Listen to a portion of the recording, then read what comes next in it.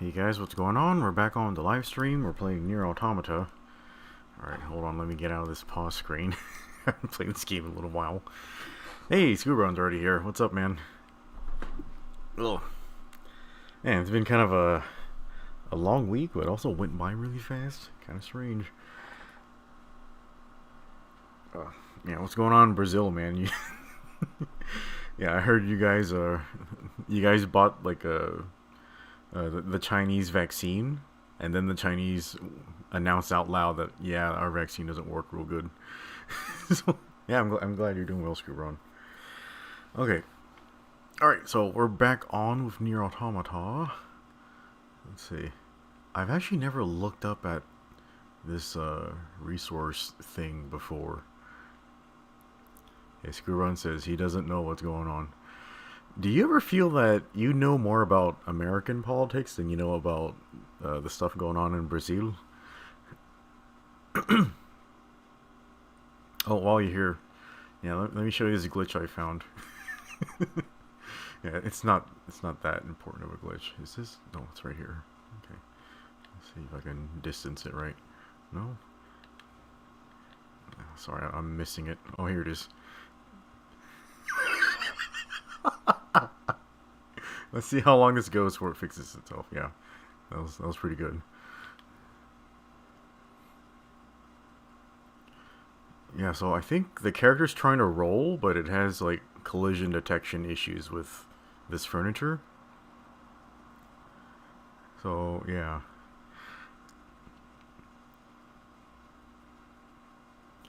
Okay, Screwbone says because American politics is the Brazilian politics in 5 to 10 years. Yeah.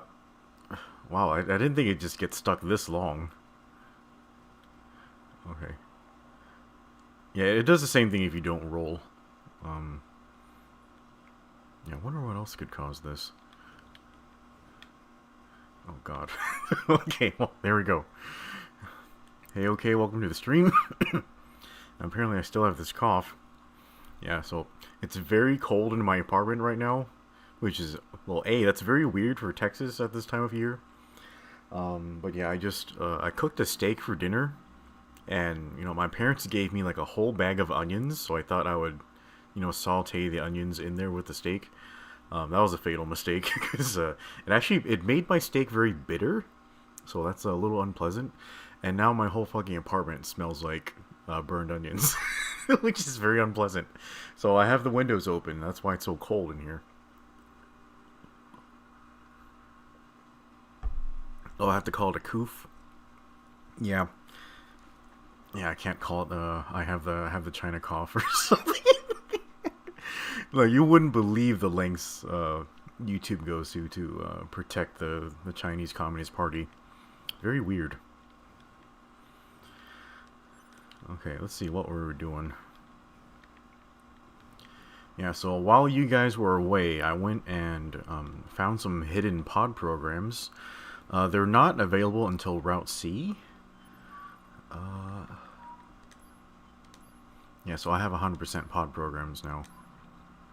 Yeah, so you can find Decoy, Volt, and Missile. They're found on after your hall gets destroyed. Spoilers, by the way. They have some of their pods that got destroyed. Like they have these pod programs in them. Yeah, you just find them around. There's like a really high pitched like beeping noise that's nearby the pods that have these. I didn't even know that beeping noise was in game. Like at the time I walked by it, like I thought it was like my phone or something. But yeah. Okay, Screwrun says the trick is to always overuse onions and garlic so you can't smell them anymore. Yeah, I really don't want my whole like home to like be caked in like onion and garlic like particles. Like that'd be very unpleasant. Yeah, so decoy is pretty cool. Like it makes like a hologram, and the hologram actually has pods like to fire from a separate position. Volt is very underwhelming. It's just a taser. Yeah, and it does damage over time. Missile is even more underwhelming somehow. Like it just launches you at the enemy. The damage is okay. I would just prefer to use wire because the cooldown is so much faster, but yeah, they're okay. So yeah, I put decoy on. Still have wire and bomb. Okay. All right. So what we're gonna do today is we're gonna read some poetry. But before we do that, we need to find some cool music to listen to. Which for some reason all the music here is like turned into depressing bells and whistles for some reason. Like, what's going on?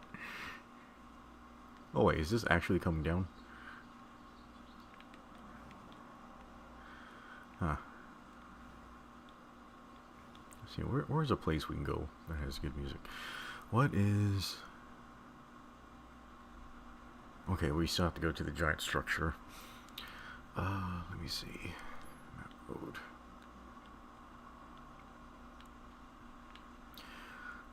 Okay, so we can almost complete one of the subquests. No, not this one. This one, Recon Squad. Yeah, you need 95% like enemy data, which the rest of them they're just like rare spawns, like in the desert or something. So I'll just have to like reload my save like 1,000 times to find those. It's pretty horrific. Hey guys, welcome to the stream. Let me see. Yeah, let me try a different area. Yeah, I thought the music here would be better, but it's obviously not.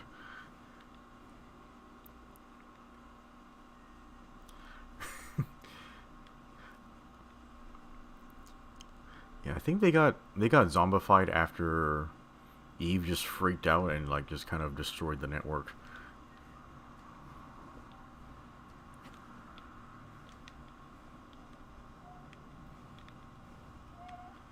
Okay, and we did 100% of the weapon upgrades. So yeah, what we're going to do today is we're going to read through the weapon stories, about half of them. And then we'll go do the subquest with Emile, and that should complete that subquest. It's very, very sad. In case you haven't seen the rest of the game, everything about this game is fucking sad as fuck. Okay.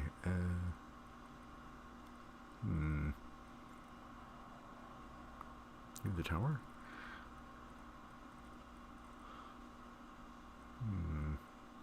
Let's just go here.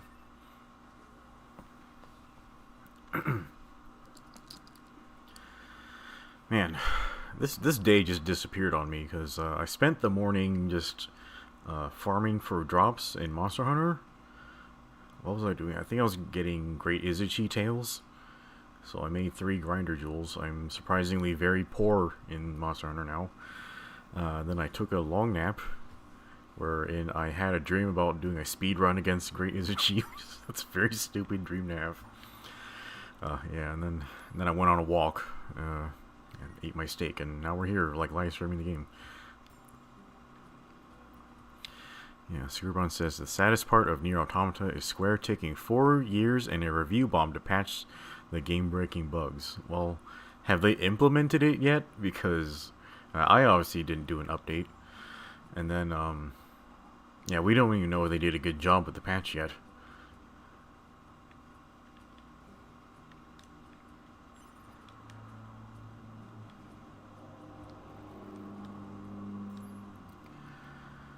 Oh, I have a lot of healing items, Jesus.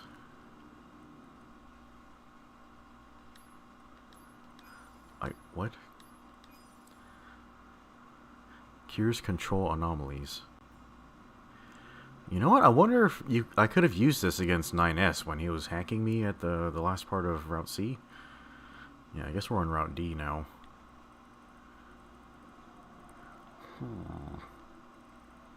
This is the weirdest chip ever. Like, why do you need to look at the waveform of the game? It's just very odd to me. What the fuck? Wait, what? Display item locations on the minimap? What? Why have I never heard of this before? Excuse me, what the fuck?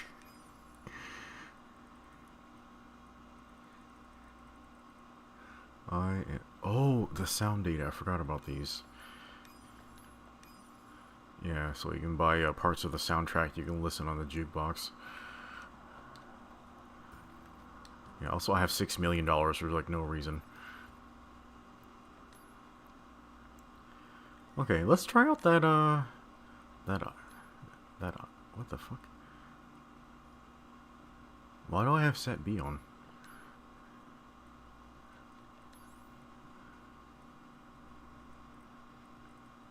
What the hell? Is it not an HUD thing?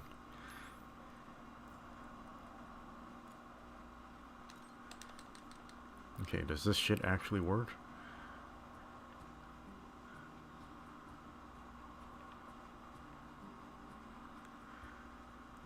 Okay, it's showing an item over here? I don't... Okay. I guess it actually works. Very strange.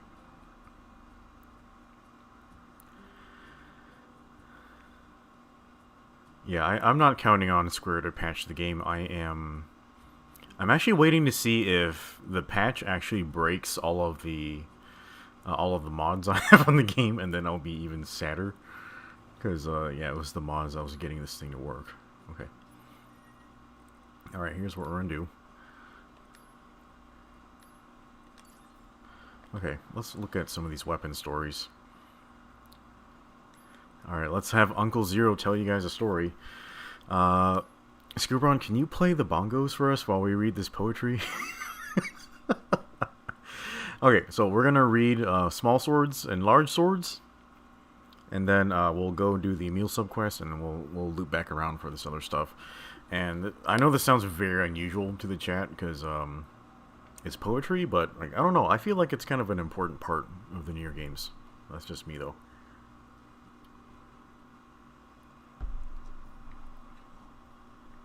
Yeah, I'm pretty sure it's just gonna be a patch that breaks everything.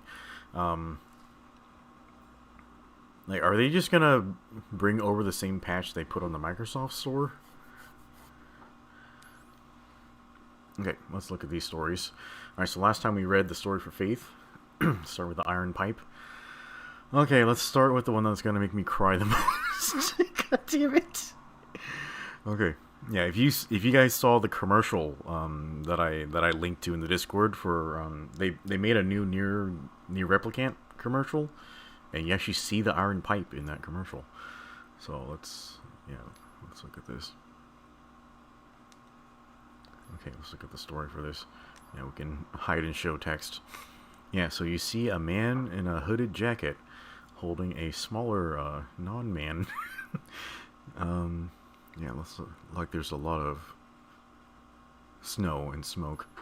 Okay, so here's the story for the Iron Pipe. Dad, if you're cold, I can give you my hat. You're the best father in the world, after all. Dad, if you're hungry, you can have my cookie. You're my favorite person in the world, after all. Dad, if you're scared, I can sleep by your side. You're my closest friend in the world, after all. So please don't go anywhere, alright, Dad? Don't leave your Yona all alone, okay? Yeah, so this is the same Iron Pipe that that NIER uses in NIER Replicant. Well, I suppose there's only one model of the Iron Pipe in the game. Yeah, this is the first weapon you have in NIER Replicant.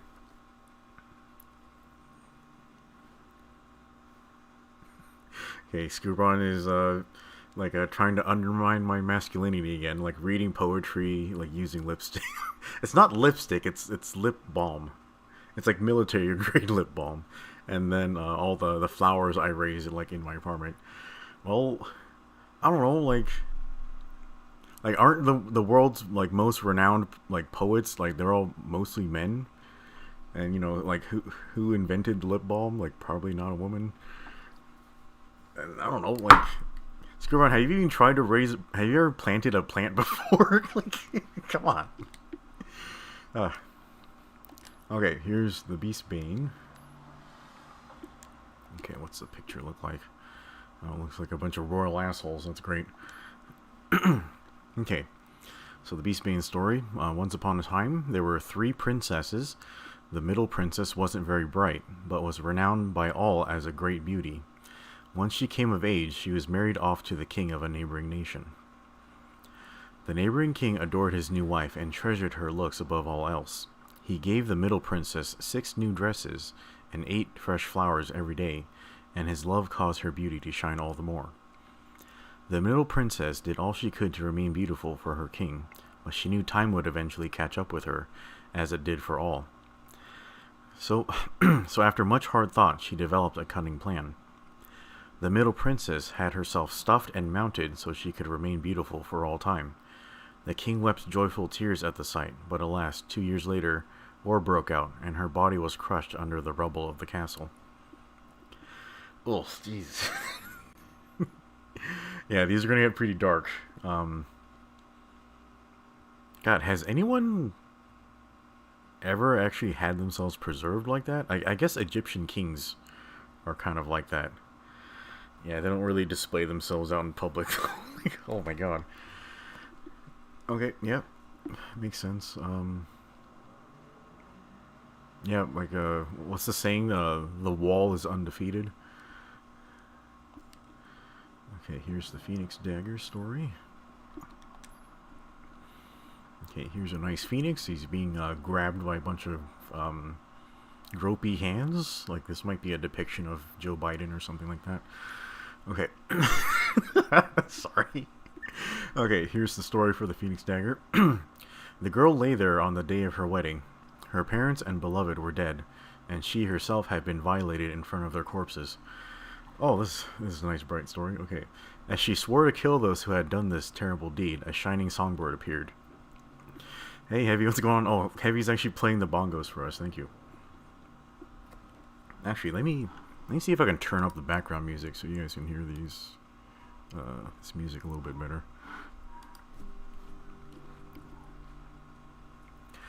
Okay, so she was raped in front of her dead family, and then a shining songbird appeared. Okay, part 2 of the story. Allow me to grant your wish, said the bird. Wish upon this dagger, and never forget this hatred that you feel. The girl grasped the weapon and spat out a tearful curse. I vow not to forget. Please, give them a painful death. Time passed, and eventually she got her revenge. Years later, when she was an old woman, the songbird appeared anew. What of your vow? It asked. But she did not understand. And come to think of it, what became of her beloved dagger? That night, bandits broke into her house, assaulted her daughter, and murdered her grandchild. The songbird then reappeared with a single question. How long will your hatred burn this time? Oh my fucking lord. Okay, this... Oh, it's getting even worse. Yeah, so... Jesus, yeah, this one's very dark. Is it possible to even vote on which one is the darkest? Because they're all pretty up there. So, she vowed, I vow not to forget. Please give them a painful death. So you know, like, after you get your revenge, you're kind of over it, but she vowed not to get over it. So, yeah, you gotta be careful with the promises you make. I swear to fuck. It reminds me a lot of, something that happened in the Mahabharata, like my favorite book. So the Mahabharata is, it's like, it's sort of like a folk legend, like, it's like Hindu mythology. That's the best way to think of it. Yeah, it's my favorite book, and something that happens in there is there's a female character, and what happens? So she's like married to this sage or something, and this, like, what happens in a lot of like Hindu stories is, you know, like, instead of just living with your wife forever, you're supposed to go retire to the mountains, you know, to attain enlightenment, all that type of stuff. So like she really loves her husband, but you know, he goes to fuck off in the mountains, and she prays to God, saying like, I want my husband, but she kind of repeats the prayer over and over. She says husband 5 times, and so the gods responding to her prayer like, okay, we're gonna give you 5 husbands. And then she's like, "Oh, that's not what I meant." But the gods are like, "But that's what you said." And like the words are kind of a contract. We kind of have to fulfill the shit. So when she reincarnates into the wife of the main characters. And so these five brothers, they all share the same wife. And it sounds kinky, but they kind of do it all morally. So it's like they just kind of wife her one at a time, if you know what I mean. But yeah, it's very weird. But yeah, just be careful when you make promises. That's all I'm saying. Okay, all right. Wow, this little phoenix thing is a huge piece of shit, by the way. Like killing that old lady's family like twice. Anyway, next story. Okay, Satanta says, "What in the goddamn fuck?" Yeah, maybe I should have made this stream like adults only or something. It's gotten like I've only gotten through let's see, 1, 2, 3, 4. I've only gotten to 4 weapons, and we've already talked about yeah, people committing suicide and having themselves stuffed and raping children and all that type of stuff. This is very dark. Okay, Satanta says Hindu mythology blows every other mythology out of the water, especially in the weirdness category. Yeah, like I love the shit out of Hindu mythology. It's so fun to read, and it's just very fun. Very fun. Screwbron says he's 12, by the way. Screwbron, you get the fuck out of here. I already mark all of my streams not for children, so I don't know what you're doing here. Okay, here's the next weapon. Let's see how dark this gets. Ancient Overlord. Okay, story. Alright, here's the picture. I can't quite tell what it is. It looks like a spiky ball and a lot of blood. Yeah, no small children are allowed. All of you go away. Okay, here's a story for Ancient Overlord. Okay, one day, a young girl's village was sacked by bandits. Okay, she raped too. Please don't. Okay, to protect her family, she took up a dagger her father had found in the mountains and killed one of them, an act that shocked her family. But the bandits fled, never to return. You see, you gotta defend yourselves, guys. Okay, let's see how this turns dark. Okay, 5 years passed, then 10, then 20. Though the family she protected began to grow old, the girl never aged. Eventually, the other villagers began to shun her. With no one to turn to, she finally left her village and began to wander the earth, visiting many strange lands in the process. As the years passed, her skill and fame as a master sword fighter grew to legend. Alright, go ahead, Scubron. He's getting food. Okay. Eternal life, a powerful weapon, and boundless experience. She used these talents to become queen of a nation, and yet there was emptiness in her life, for she still desired the kindness her family denied her after that fateful day. Hey Andrew, welcome back. Yeah, this one wasn't as horrific as the other ones. But yeah, I can guarantee like nearly 0 of these have happy endings. Yeah.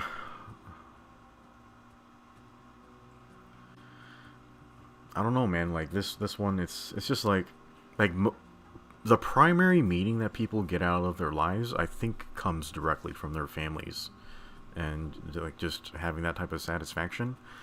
And yeah, like she's immortal. She's like the best sword fighter. Yeah, she's fucking queen, but she still wants her family. Yeah, that's no fun. Okay, the Type 40 sword. Okay, this is a Yorha model. Some of these get very weird. Okay, looks like a circuit board. That's a processor, right? Okay, Yorha R&D Team Journal, August 29th. Held a progress report meeting for the new weapon. Considering how many observers we have from the other orbiting satellites. Oh, sorry, my dinner's coming back up. I can tell they expect a lot from us. Okay, Yorha R&D Team Journal, December 10th. We had our first core installation experiment today.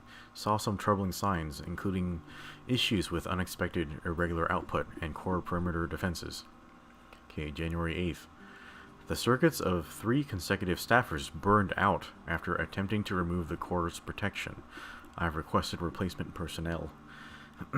Okay, January 15th. Command pulled the plug on our project. The weapon will go into official operation with the core still sealed. Oh, shit. Okay, that's not good. I'm not sure which weapon they're referring to. Like, it's probably this sword, but it could be anything else. Like, the notes aren't really specific. Yeah, you can see how, like, just corrupt, like, Yorha is. Like, there's so many, like, freaking, like human rights, safety, like, horseshit that they're just ignoring. Ugh. Yeah, the new NIER game. I have it pre-ordered. Square apparently shipped it through UPS. It should be here by the 22nd, hopefully. Wait, the 22nd? That's just like a few days away. Yeah, the 22nd is Thursday. Oh shit. Well, hopefully my stuff's here on time. Okay, here's the next sword, Type 3. Okay, it looks like a shield. It's either dripping with blood, perhaps semen. I can't tell. Okay, Type 3 story. The craftsman's weapons were neither flashy nor attractive, but they never once failed in battle. This reliability afforded him a never-ending stream of loyal clients. Yet something nagged at the craftsman. Though he had forged many a weapon, he had only tested them on pigs and cows. He wondered what it might feel to use them on another human being. Okay. The craftsman took a sword to a battlefield and slashed at the corpses, disappointed at how easily the sword slid through them. It wasn't satisfying at all. He wanted to really feel like he was ripping through flesh. Oof. The craftsman modified a sword in search of that feeling, not thinking at all of the pain it would cause, until one night, a bandit broke into his home, snatched the weapon up, and showed him exactly how effective it was. Oh, okay, yeah. Yeah, make sure your security's tight. So this seems to be describing the design of this sword. It's got a serrated edge. So yeah, it's gotta really suck to be cut by this thing. Okay, there's Type 3 sword. Virtuous contract. Okay, this is the main sword 2B wields. Okay, here's a nice picture of her and a little boy. Okay, the story says, how long can I fight amidst this bloody vortex of a battlefield? How long, I wonder? How long can I continue to protect what I love amidst this endless war? How long, I wonder? How long can I continue to believe in a world laden with deceit and folly? How long, I wonder? How long can I lie to myself as I despair at the dark future of this world? How long, I wonder? Yeah, that's kind of 2B in a nutshell. Unfortunately, like, yeah, she didn't quite make it to the end. Like, she got wore out too. Okay, here's 9S's sword. Let's see how annoying this is. Same picture. Once long ago, there was a group of 7 boys who were born in the same village. Though they were not brothers by blood, they treated each other as family. One cold night, a fortune-teller appeared and warned of a traitor among them. The boys laughed it off and went about their business, but the next morning, one of them lay dead. With each passing night, another boy died. The survivors grew more and more suspicious of each other, each harboring terrible doubts about what happened to their brothers. On the morning of the 7th day, a single survivor stood tall. Cleaning the blood from his hands, he chuckled to himself. Better go find the traitor. Wow. Okay, yeah, a lot of these just seem kind of dark and twisty for the sake of being dark. Yeah, I don't know, like,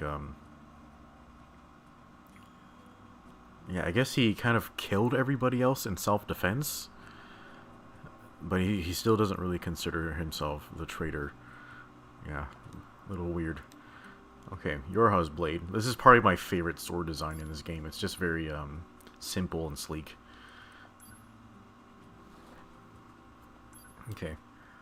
Oh, a person wearing headphones.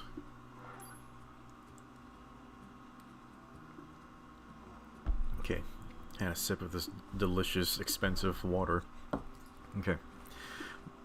Okay, this seems to be a DJ.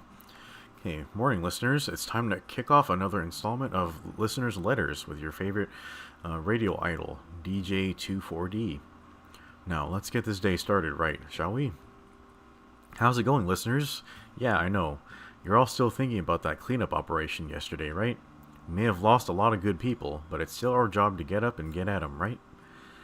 Howdy, listeners. Your favorite radio why can't I read right now? Your favorite radio idol, DJ24D, hasn't been receiving many letters lately. Don't you like me anymore? Haha. Or maybe no one is even listening. Weehee. Anyway, who's ready to kick things off? Oh, so he knows exactly how I feel when I start a stream and there are no viewers. Okay. Hello? Is anyone there? Is this thing even on? It's me, radio listeners, 24D. I'm an idol, remember? An idol, an idol, an idol, an idol, an idol. Okay, so he's pretty much just everybody on Twitter and TikTok. So, yeah, fuck that guy. Alright, the machine sword. By the way, the machine weapons, they have the fucking weirdest shit going on. Okay, so here seems to be a diagram of something about the machines, but I can't tell what's going on. Okay. It says, the more old records I read, the more fascinated I become by the species known as humans. We machines must do all we can to preserve these precious artifacts and continue to record their contents. I see from these records how important predation and reproduction were to human survival, and yet they viewed such acts as sinful. I wonder why. Yeah, that's a very good point. Like humans need to eat, and we need to make more humans. But, they're, for some reason, reproduction is seen as sinful. Eating not as much, except, by PETA and all those weird vegan people. Yeah, we'll talk about that more in a second. Okay, the story continues. I found a famous human book today, but after reading it 10 times, it still makes no sense to me. What possible attraction could there be to such a thing? Eureka, it seems the answer was in front of me all along. I am simply incapable of comprehending anything about humanity or the world in general. Ah, how wonderful it is to live in a world swaddled in mystery. Yeah, so the machine network in this game, they spend a lot of time trying to understand people, and a lot of times, they seem to, have the data about humanity, so they can, simulate humanity and, kind of go through the motions, but I still don't think they really understand it very well.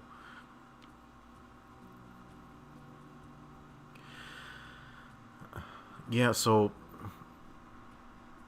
the thing about humanity finding reproduction sinful, there's actually an explanation for it in evolutionary biology, where if you look at other species of primates, they just kind of mate openly, or they just do a thing where, let's see, was it in gorillas or chimpanzees? I forget which one of these. But yeah, essentially all the females are supposed to just mate with the alpha male, and the beta males, they're just kind of there to keep things running. They just do work and they don't get to have any offspring. Except the beta males, they'll still court females, and so what the females will do is she'll have a beta orbiter, a beta male that treats her really well. So what she'll do is she'll do something to distract the alpha male, and then she'll go in secret to mate with the beta male to reward him for helping her specifically. And so that kind of begins this behavior where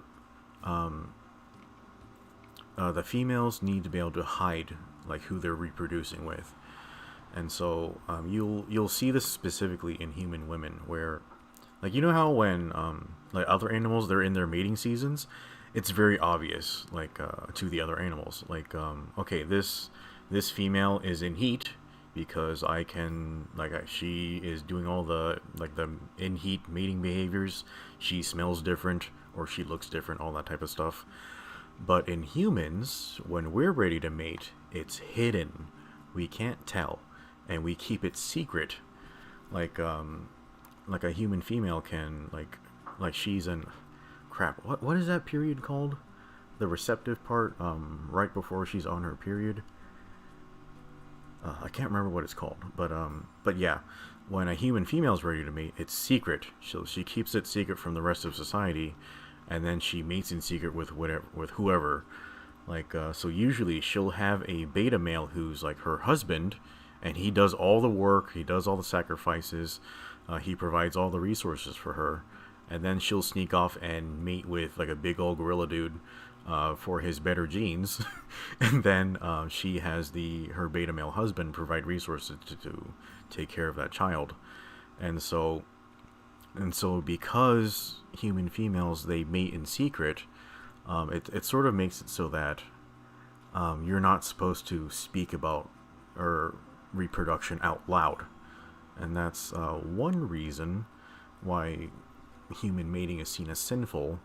And then the other thing is that obviously, like, having sex feels really good, and if you overindulge in that, it's very harmful for the rest of your life. So you can get lots of venereal diseases. You can waste all of your time. You should be working or studying or like taking care of your family, but you're off fucking like all the time. That's not good. And then what's the other thing? Oh yeah, and then like if you sire a bunch of children and you're unable to take care of all of them, like that's really bad for your kids. So that's another reason why human mating can be seen as sinful. So yeah, I don't know. It's a very complex subject.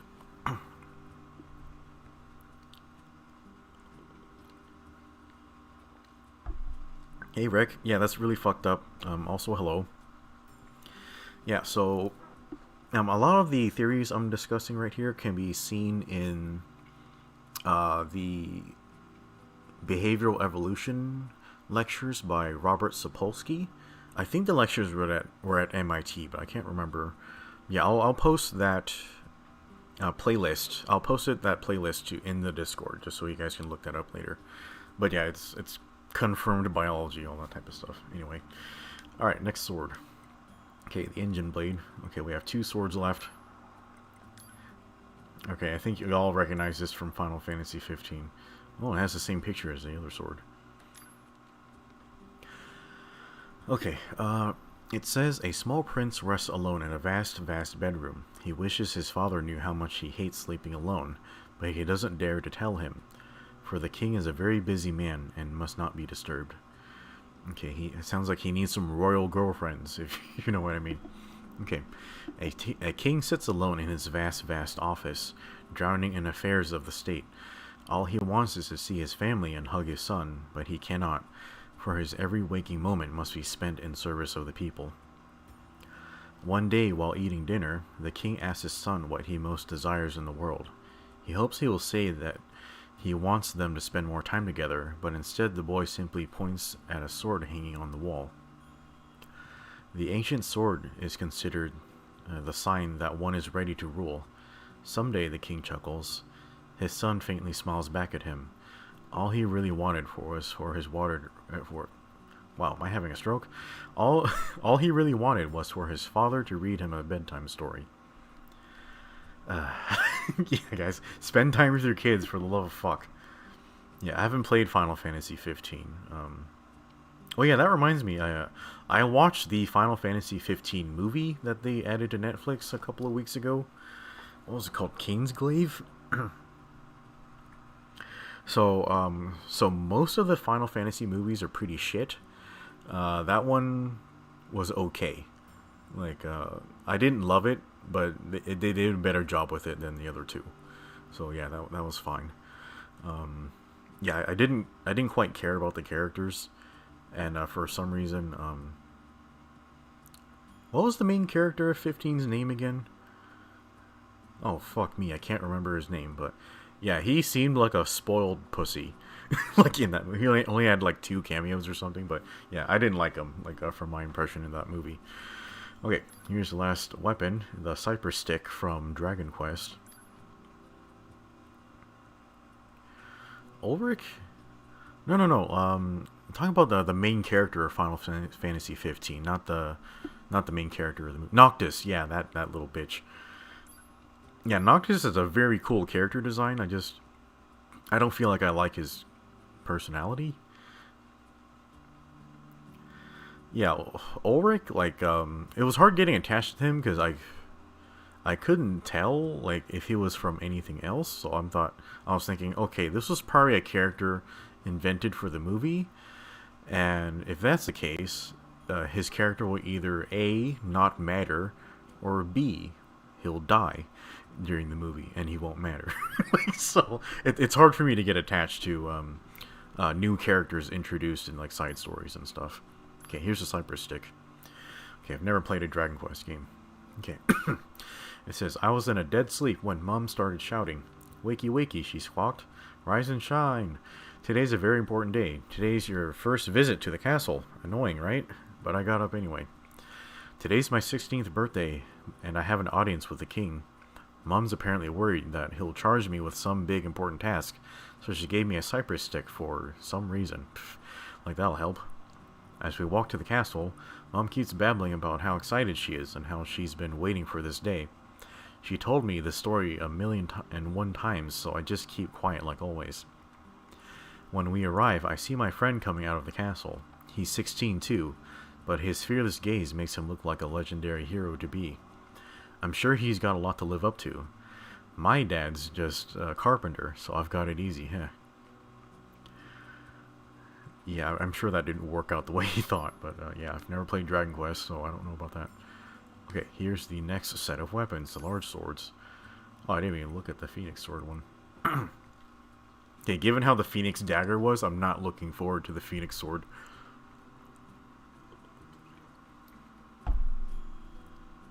Okay. Okay, the first sword, Iron Will. By the way, can you guys hear the background music at all? Yeah, I turned it up, but I'm barely getting it in my headset. Okay, the Iron Will. Okay, the picture seems to be of a man who's trying to grasp something that's like seeping through his fingers. So it could be sand, perhaps blood. Oh, you guys can't hear the music either? That's amazing. Okay, let me see if I can turn this up for you guys. You know what? Hold on. Where's the volume on here? Sorry, I'm looking at one of the mods to control the game, and you guys can't see this window, so it's gonna look very weird to you right now. Where's the volume on here? Okay, volume management.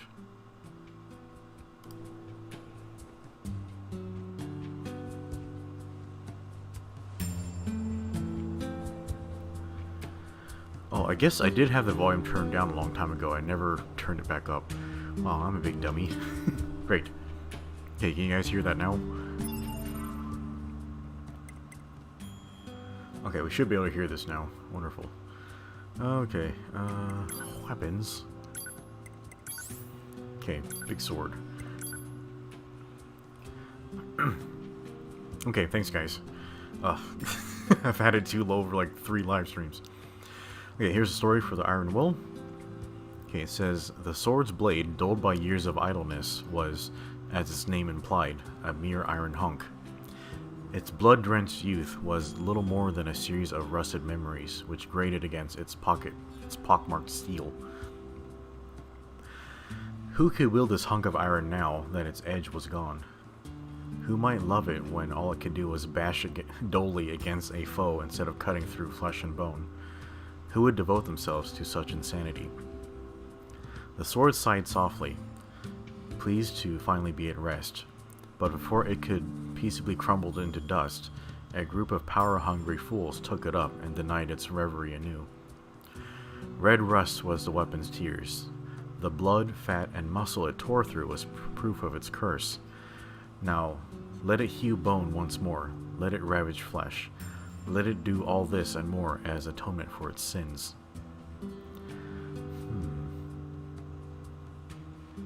Okay, Okay, that one's okay. It didn't really seem to have a not much of a punch to it, right? Yeah, that one's all right.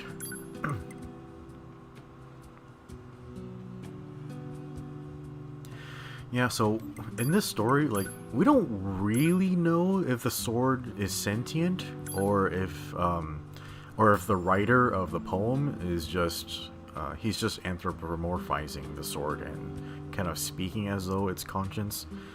Like, you'll find that people do that a lot in writing or poetry, where they'll just they'll just project human feelings onto objects. So yeah, I don't know. It's kind of hard to tell here. Okay, Fang of the twins. What twins? Oh, fuck me. Okay, this picture doesn't look like good news. Okay, it's two dude bros hugging each other and running their swords through each other. Not that kind of sword, guys. That's disgusting. Yeah, regular swords.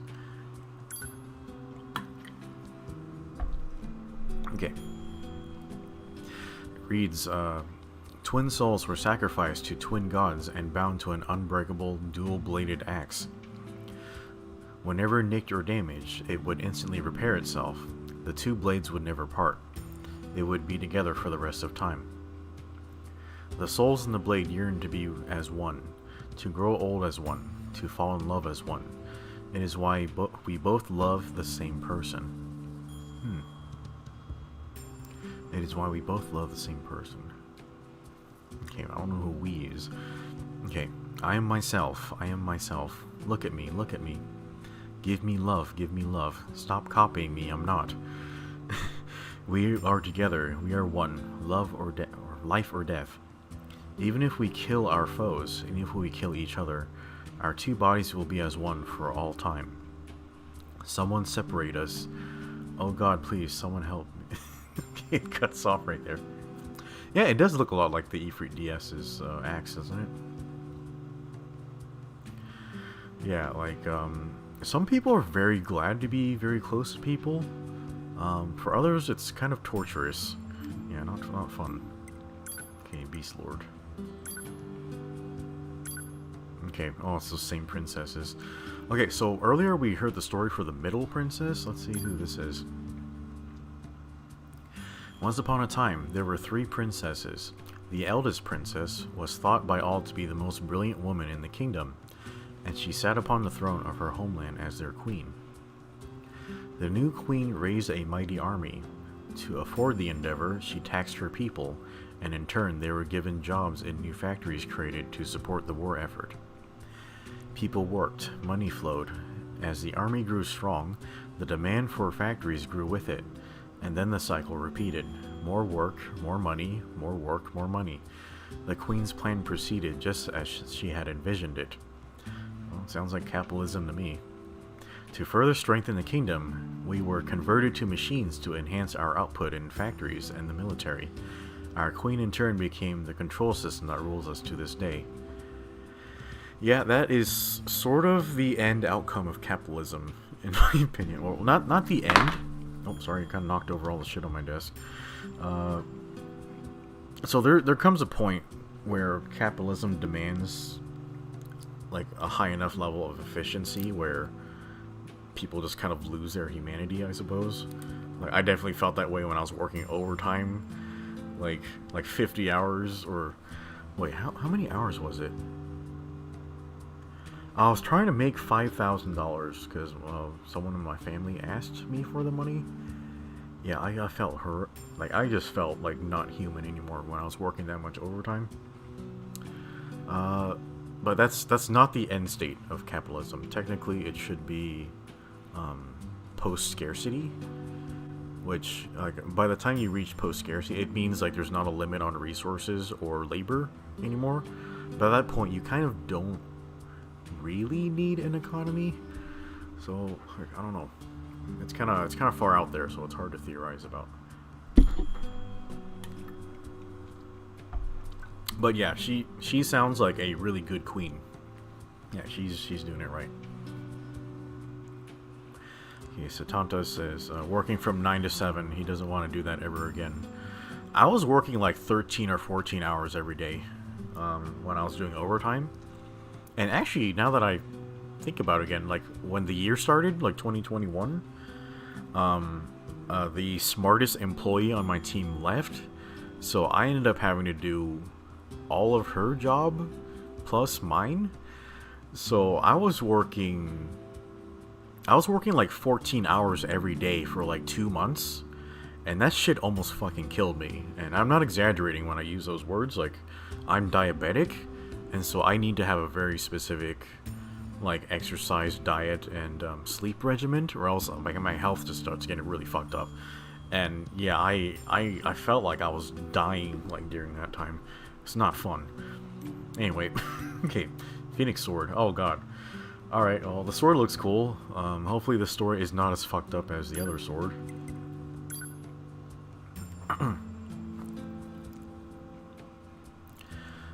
Andrew's asking Yorha? It's actually Yorha, like Y-O-R-H-A. Okay, Phoenix Sword. One day, a hawk lost its way in the woods. Its proud wings soon grew weak as it tried in vain to find its way home. Oh, you know what's weird? The reason I can't fucking read this is I'm not even wearing my glasses. Where the fuck are my glasses? What the hell? Where are they? I know I took them off during dinner so I could, like, not have a bunch of, like, food steam in my eyes, but here they are. Can you imagine me reading all this fucking poetry and I didn't have my glasses on? God, I'm such a fucking idiot. I don't know why you guys watch me. Alright, here we go. Okay, let's restart this. Yeah, I'm supposed to have my glasses on. Alright, here we go. I started reading this horse shit. Okay, one day, a hawk lost its way in the woods. Its proud wings soon grew weak as it tried in vain to find its way home. As death approached, a songbird took pity on the hawk and did its best to offer aid. Oh, this songbird motherfucker again. It's the same picture. Okay, the songbird slowly nursed the hawk back to health. The beautiful sight of the small white bird nestled in the elegant wings of the hawk soon made it the envy of all the creatures in the forest. That was very awkward to read out loud. Okay. When the hawk was fully healed, it knew it was time to leave the forest. But before flying away, it promised the songbird it would one day return. In turn, the songbird gave the hawk one of its shining feathers as a token of friendship. Hey Screwbun, welcome back. Okay, as promised, the hawk eventually returned, but with a human in tow. Well done, said the human. These feathers will sell for a great price at the market. Then he slew the songbird in one blow and pucked its carcass clean. Okay, it's not as bad as the first one, but yeah, it's not fun to be betrayed that way. Oh, you know what? This story kind of really reminds me of my relationship with my ex. But yeah, we won't talk about that today. But yeah, guess who I am in the story. Oh shit. Oh, well, welcome back, Screwbun. Like, what did you have for dinner? Did you get those donuts you always wanted?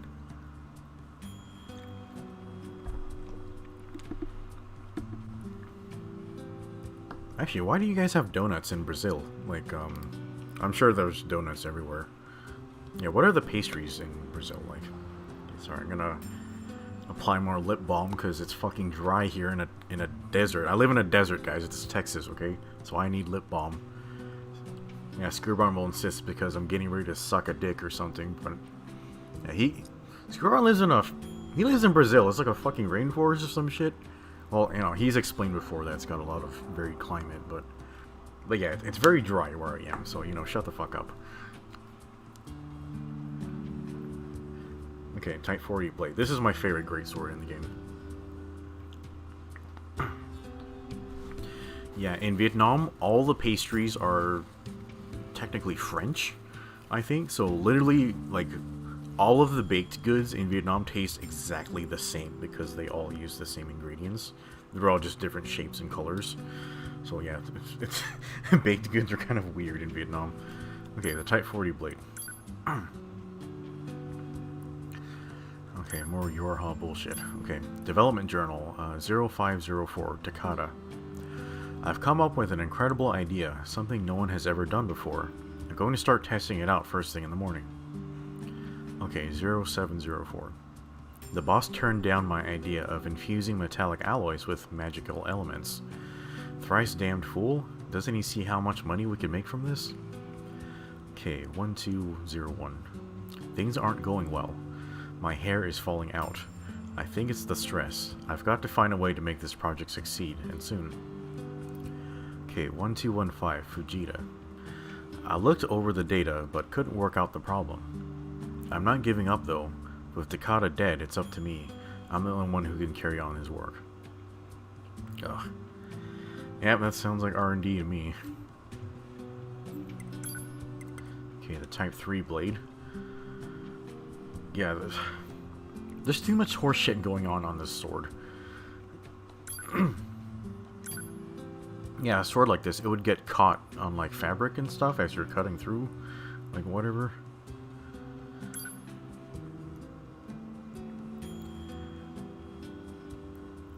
Okay, Skirwan says, he's not making fun of me. He thinks it's brave and beautiful for me to wear lipstick as I'm sucking cock. Alright, well, whatever. No one believes you, Skirwan. You're the least sincere person I know, by the way.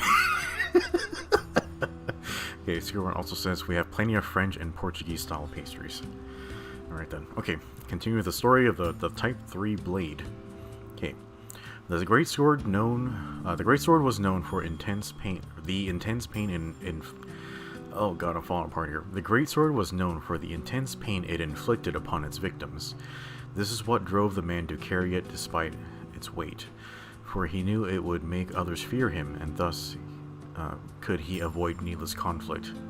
Okay, so that's kind of like open carry for handguns. Okay, the man's reputation spread through the village despite never having drawn the blade. Don't make him use that horrid weapon. Okay, so that's why this sword is designed this way. It just looks intimidating, but it's not a very practical design at all. Okay, don't make him use that horrid weapon, the villagers whispered. The man smiled at this, for he knew that fear was the best path to peace. Okay, yeah. Okay, like a deterrent? That's the phrase for it? Okay, soon the man had craftsmen forge a host of similar weapons. He gave them to all the other villagers in the hope it would force people to solve conflicts with words instead of violence. And his plan worked, for a while. Keeping all sides in check is simple when no one uses their power, but once that seal is broken, the end is nigh.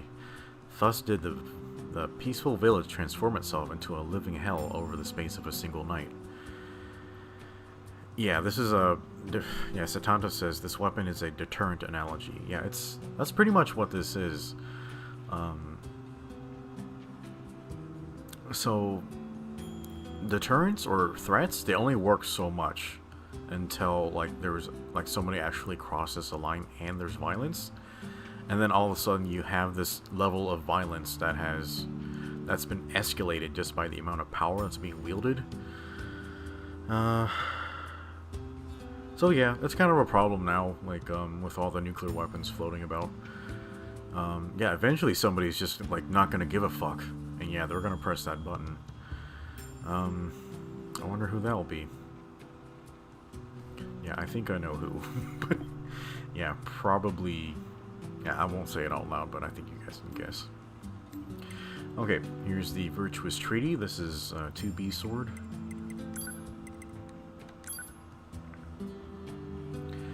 Okay, well, this one's actually a poem. Okay. It says, first encounter with my lover. Failed to connect with my lover. Far away went my lover. With death went my lover to eternity. Okay. Shit. I am sad. Yeah. Man, shit never works out for this girl, like, at all. Like, god damn it. Okay. Next weapon. The Cruel Blood Oath. This is 9S's sword. I wonder, actually, what was the picture on this thing? What the hell is this picture? It's like a dragon or something? Okay, Skirban says, as a child, his mouth would get so dry it would bleed. His mother insisted that he use one of those lip balms you use, but he always refused. Yeah, I was sort of the same way with lotion. I didn't get why everybody was obsessed with lotion when I was younger. I didn't really have any dryness issues as a child. Yeah, I was a really beautiful kid. Like beautiful hair, like complexion was perfect, all that type of horse shit. And then like I hit puberty, and then, like, you know, all that stuff instantly went away. But anyway, Screwbon continues. He proudly endured the bleeding for years to uphold an arbitrary idea of manhood no one else would even see. He's smart, by the way. Yeah, Screwbon. Sometimes masculinity is like that. It's just kind of stubbornness for no good reason. Although, like, that stubbornness is needed in other contexts. Just doesn't work well in every context. Yeah, sometimes lip balm is one of those things. So yeah, I'm gonna continue using my lip balm, and you can continue, denigrating me for it, I suppose. Just whatever makes you feel like a man. Like, whatever. Okay, this... Oh, it looks like some sort of crazy-ass, really illy defined dragon and a crescent moon. Like, yeah, I don't know. Okay, Cruel Blood Oath. Okay, it's the same picture. I'll never forget the time we met. I knew ours was a love that would last for eternity. Horse shit. Okay, but even when by his side, his feelings were a mystery. It was painful not to know what he was thinking. So painful. When I was close, I hurt him. Yet being distant hurt him more. Okay, I think I recognize this type of relationship pattern. Okay, I finally found my place in life. A place where I am as close as possible, yet eternally distant. Yeah, that's very annoying.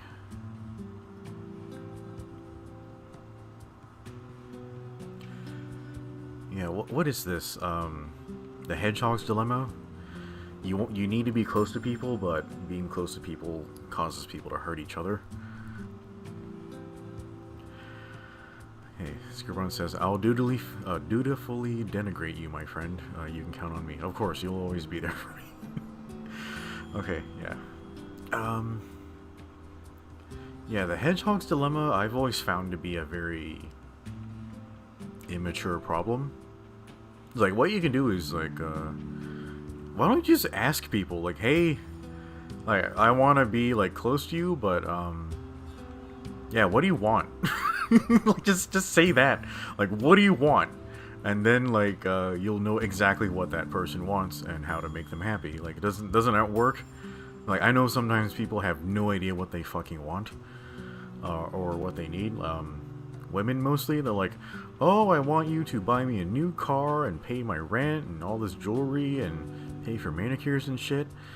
And then, it's like 12 years down the line, it's like, oh, you never spend any time with me, you're always at work. And it's like, yeah, you asked for all this expensive horse shit.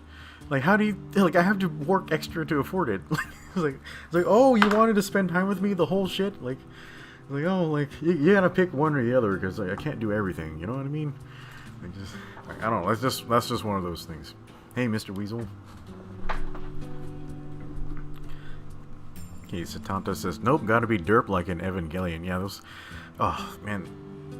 Evangelion is interesting if you analyze it, but watching it is fucking frustrating as fuck. Because these people are so fucking retarded, you know what I mean? Like, man, like, I don't think I like Evangelion. It's very frustrating to watch, like, for me. Okay, hey, Mr. Weasel. Okay, Scribbon says, ask someone what they want. Knows exactly what people want. This is reality for sure, Zero. Like, it is... Like, oh, it's better than this not knowing or not even trying, right? Like, have you tried asking people what they want? Like... yeah, well, I guess there's kind of like a foundational need for people to understand themselves, and then being able to explain themselves to other people. Like, and that's no easy task. I mean, I can barely do that, and I'm a fucking live streamer. Like, yeah, just do that first. Like, hang out with people. Like, keep your professional distance. Yeah, and figure out yourself and figure out how to explain yourself. Okay, here's the last greatsword. Okay, Mr. Weasel says the only thing that bothered him with Evangelion is how to pronounce the title. For decades, I thought it was pronounced Evangelon. That's clearly very wrong. Okay, Skirwan says, you're also assuming people will be honest. Yeah, that's a problem also. Yeah, because, you know, most people aren't honest, and then it seems that half of humanity, they instinctually, they evolved to instinctually hide their ulterior motives. Ulterior motives. Yeah, a woman will actually never tell you what she really wants. Like, oh yeah, go out with your friends. Go ahead. Like, and when you're out, I'm gonna start texting you nonstop, and we're gonna argue when you come back home. It's like why can't you just tell me what you actually want? Like, yeah, I don't know. Hey Andrew, welcome back. Okay, here's the horse shit for the machine axe. Okay, human fight. Why? Why humans love? Why do humans band together? You. Why are you alive? Oh man, this is this is like existential on like caveman levels of horseshit. Like, Jesus. Should I even approach trying to explain this? Well, humans have to compete for resources, and sometimes that's self-defense. Why do humans love? Love, it's essentially just it's your brain forcing you to be irrational, because in the long term, mating is good for you on an evolutionary timescale. Like, reproduction is a really horrific, costly process, but the whole point of evolution is for you to reproduce. So even if it's irrational for you to do so, like, look how much fucking money I have because I don't have a girlfriend. But, you know, on an evolutionary timescale, like, yeah, you should do unreasonable horseshit, like giving all of your money to this stupid woman for no reason, because you'll get a chance to mate. And, you know, like, that's kind of what love is. For men, it's, here, give all of your shit to this woman for free, for no reason. And I believe for women, love is like, yeah, be receptive to this idiot, even though you should probably be looking for a better idiot. It kind of forces her to be loyal to this one idiot. Like even though it may not be good for her in the long term, like, she can always find a better idiot usually. But I suppose looking forever is not good for a person. Eventually you need to settle and, like, move on with your horse shit. So that's what love is like. Anyway, okay, Scribbon says that go out with your friends followed by nagging routine is a shit test, Zero. Apparently you failed. We actually never had that argument with me and my ex. Like, I just hear this often from other people complaining. Technically, I was the person at home nagging about everything. Because, like, you know me. Like, you can tell from my lifestyle, I never go outside. So, you know, I'm the one at home nagging people.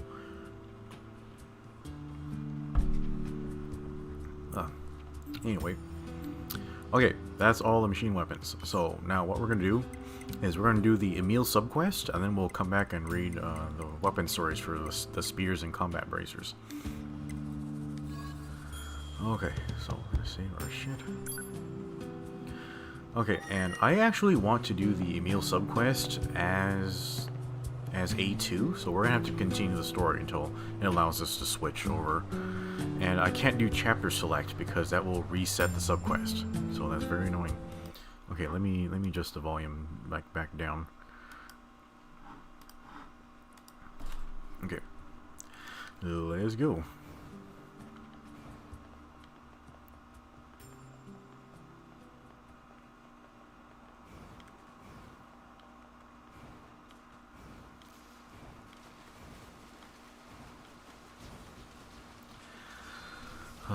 Yeah. I really don't understand the point of shit tests. Like, should we perform shit tests on women? Like, hey, let's ask my most handsome friend, like, hey, can you get my girlfriend into bed? Like, and if her defenses fail. Oh, that was weird.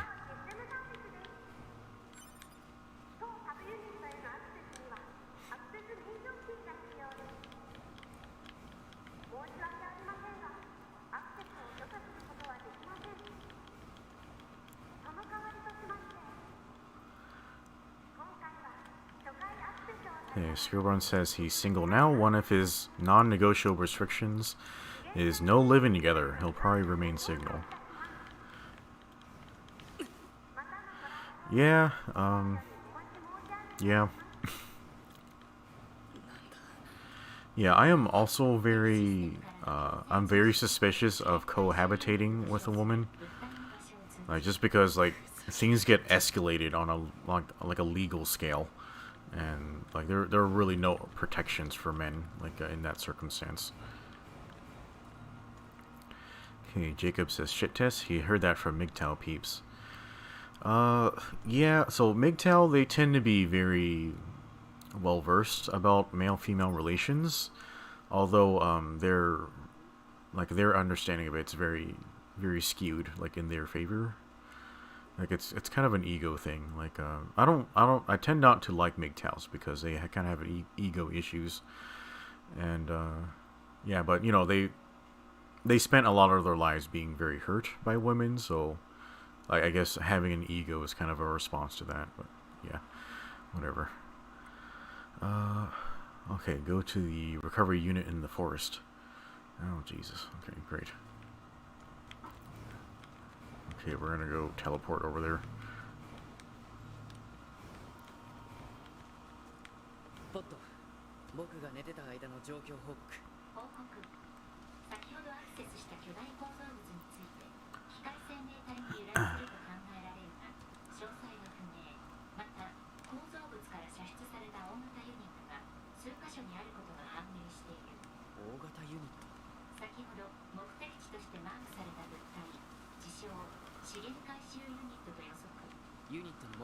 Oh, Jesus.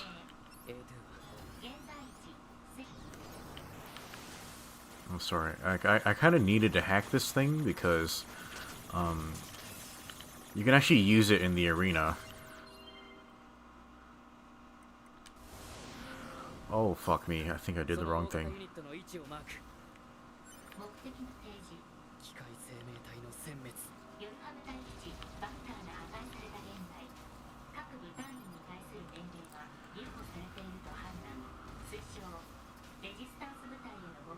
This thing controls like shit, by the way.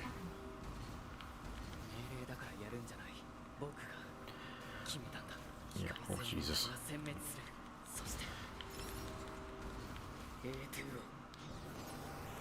Oh God.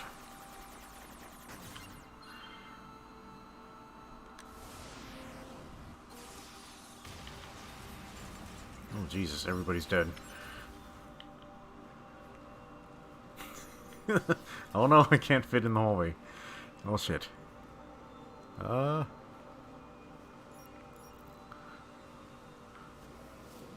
I can't talk to this shit. Well. Yeah, I have a lot of concerns about cohabitating with other people. Like, I don't think I would get married without a prenup. Not that judges really recognize prenups, but yeah, and then yeah, I think if I get married, I might just give my wife a bullet, and I'll get to have a bullet. And yeah, if shit fails, like, we're gonna use these bullets. Like, if you know what I mean. Like, yeah, like, failure is not an option. Okay, Scribbon says he does not agree with MGTOW on a lot of stuff, but they say correct stuff. No one else dares. Yeah, they are pretty much. They're pretty much fucking done with society, so that's how they can bear to just speak the truth. So yeah, like that's very needed. You need people who are able to speak the truth. Let me see. Where are we going? The forest? Royal Timber. I think this one's the best one.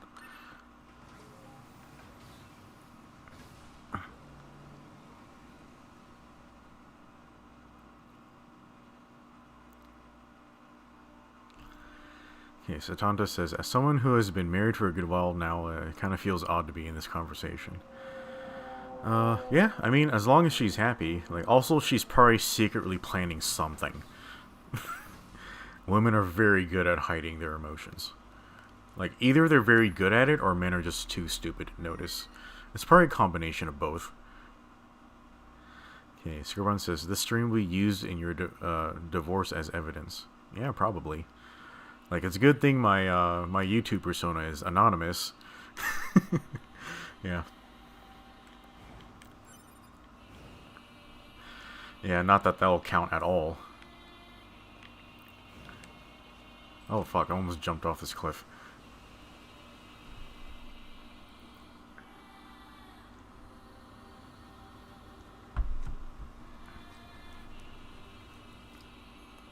Oh god, camera, what the fuck?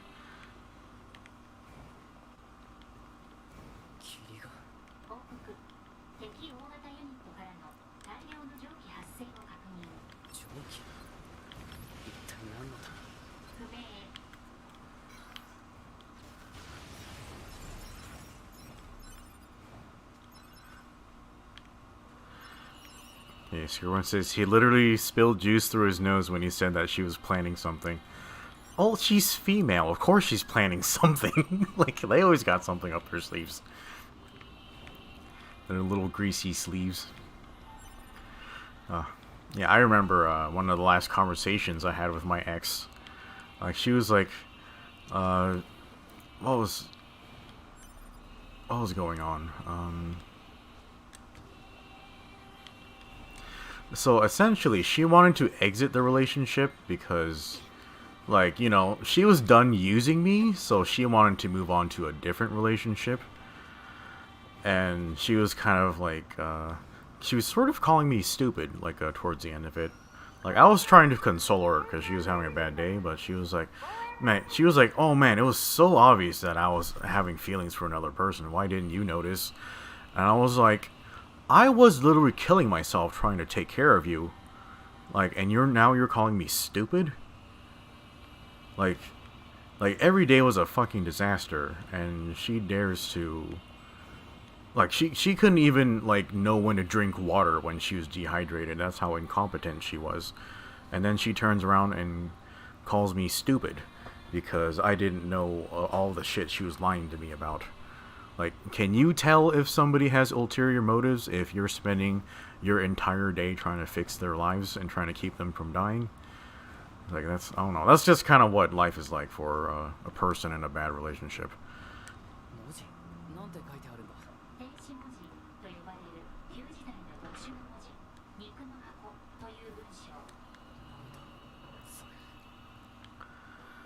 Okay, so this fortress should go by really fast because I'm like over level for this shit. Okay, Satanta says, if the waifu decides to kill him, all he asks is she takes care of the dog. Tyke is a good boy and deserves good things.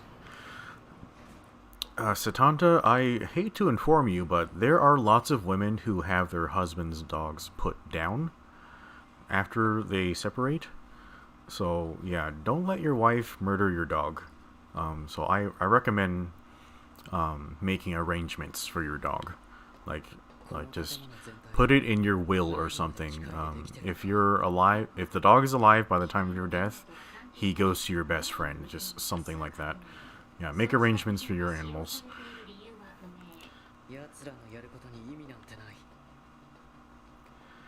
Okay, Satanta says, Jesus, what did that person do to Zero? Like, all kinds of shit.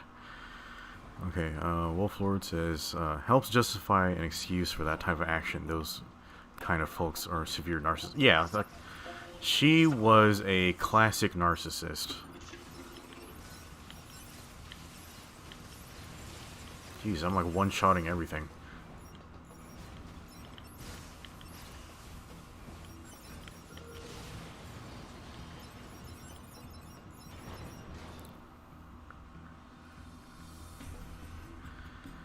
Skurbrun says he's not at all violent, but if someone messes with his dog, they are dead. Ugh, yeah, it's an innocent animal. It can't defend itself. Don't hurt them.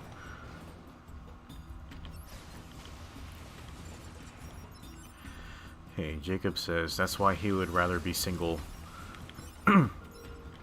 Yeah, I gotta be honest, Jacob, I was of that mindset for many, many years, but, at this time of my life, I think I do regret wasting that time. I should have been more proactive in it, because like as dangerous as relationships are, and don't get me wrong, I know the realities how dangerous they are.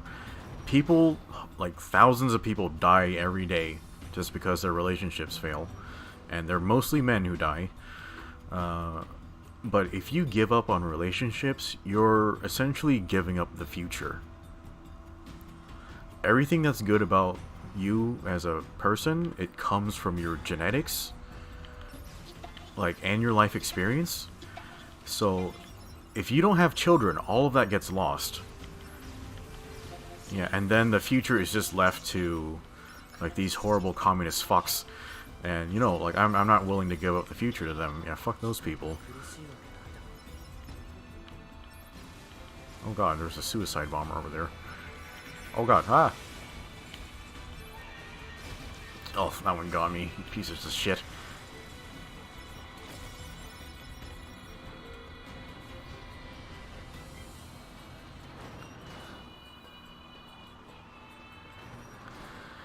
Okay, Skirborn says, joke is on you. He's not God, but he does not have any hope for the future. He's not good. Well, that's the difference between you and me, Skirborn. Like, we pretty much know the same set of information, but I have hope for the future and you don't. And, you know, it's okay that we have that difference of opinion. But yeah, that's, like, I have hope for the future. So, for me, having a family is very important. And yeah, that's sort of why, like, I'm an optimist, and you're what's that word we always use, the nihilist? It's like, yeah, like you're welcome to do whatever you want, like, or you can like not have a family if you don't want.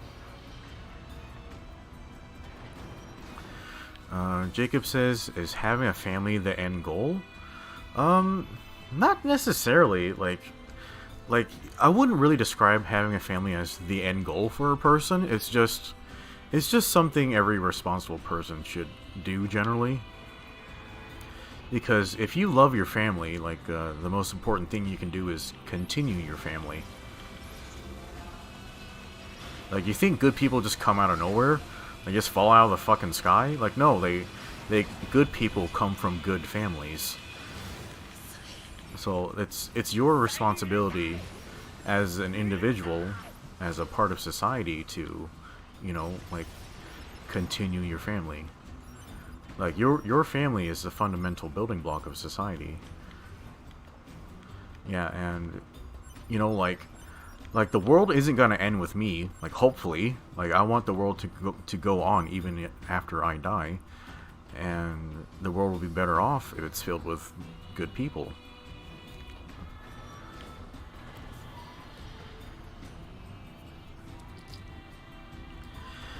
Yeah, Jacob, you and I are sort of in the same living situation right now. Like, I have a fuck ton of money just rolling around. Like, I probably wouldn't be able to afford this new house if I, like, you know, had a girlfriend, like, during this time. Girlfriends are very expensive.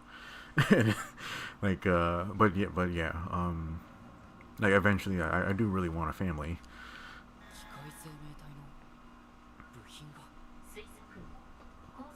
Yeah, the communists don't have their own families. They have to appropriate yours. Yeah, so you have to defend your family ideologically as well.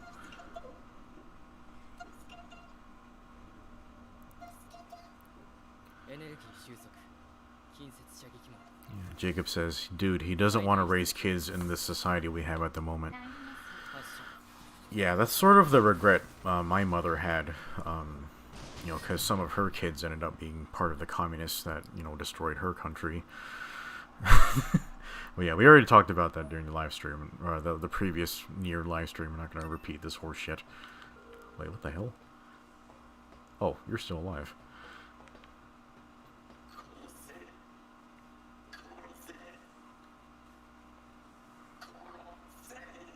Is it possible to just leave him?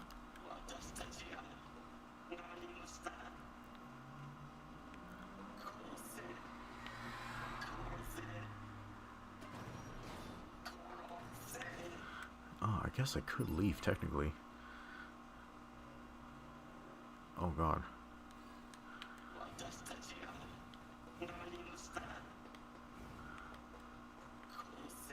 Oh, I can't jump. I want to see what happens if I leave without killing this bitch.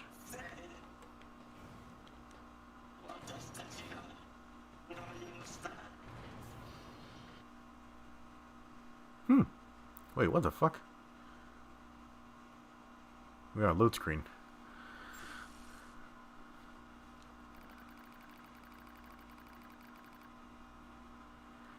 Okay, so we can finally switch over to A2.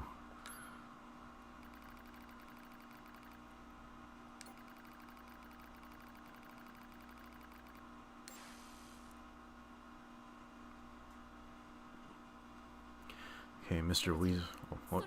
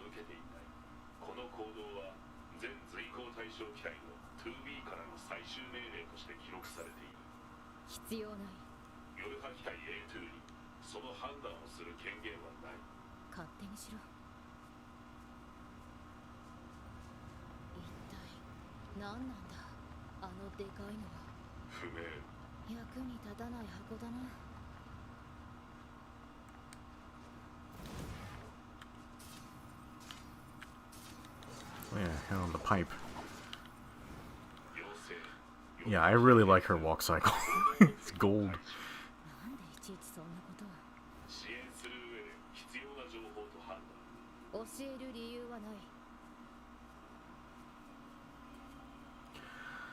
Oh, okay. Alright, let me save. Alright guys, it's been an hour and a half. You know what that means? I need a bathroom break because my little bladder. Also, oh shit, I forgot to take my medicine today also. Okay, so I'm going to take a quick break. I'll be away for a few seconds. Nobody go anywhere. And then, yeah, when we get back, we're going to do the subquest for Emile. It's really, really interesting and fucking crazy as shit. I think technically we're going to encounter one of the most difficult bosses in all of NIER Automata. And it's a secret super boss, so... yeah, we're gonna go check that out. Yeah, so that's the next thing we're gonna do. Oh my god, Pod, why are you still talking?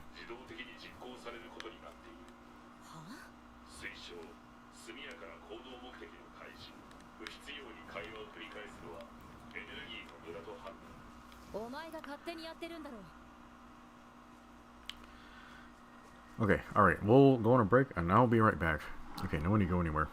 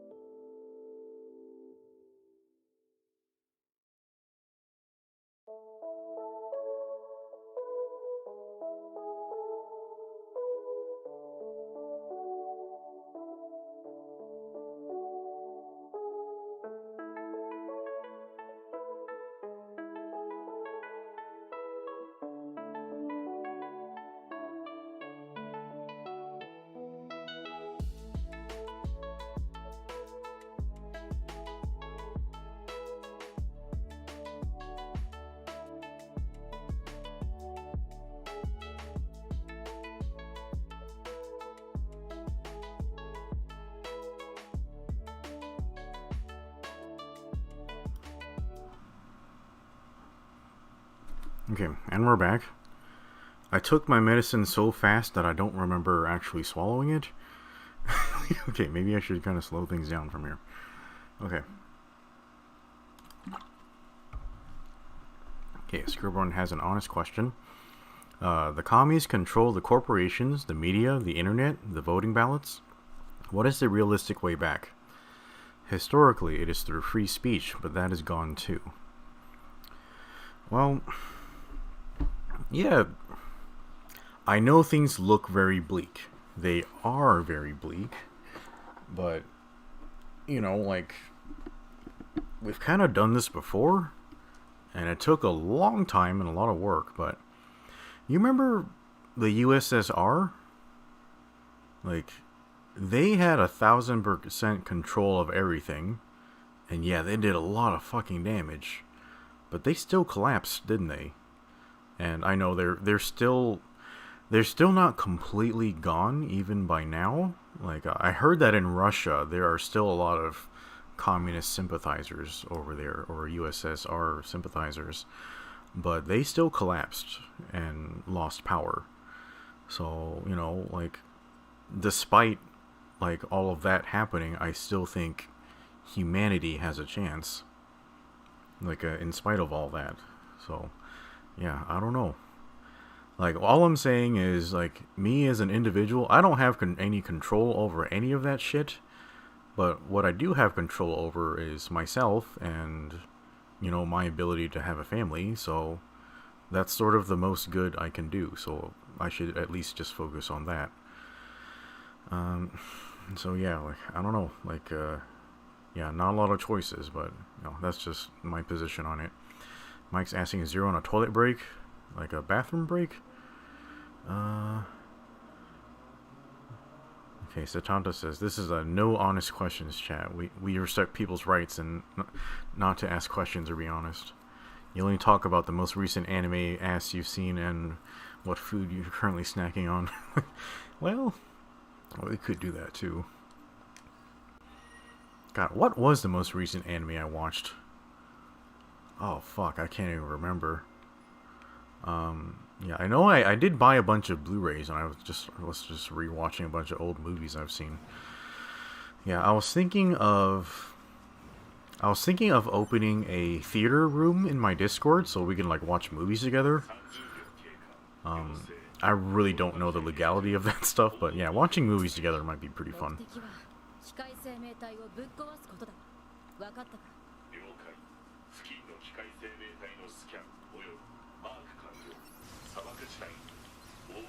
Oh jeez, why did I lock onto a moose?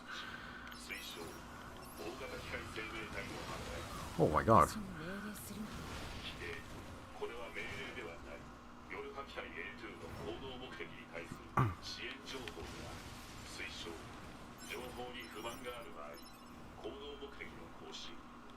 Oh god.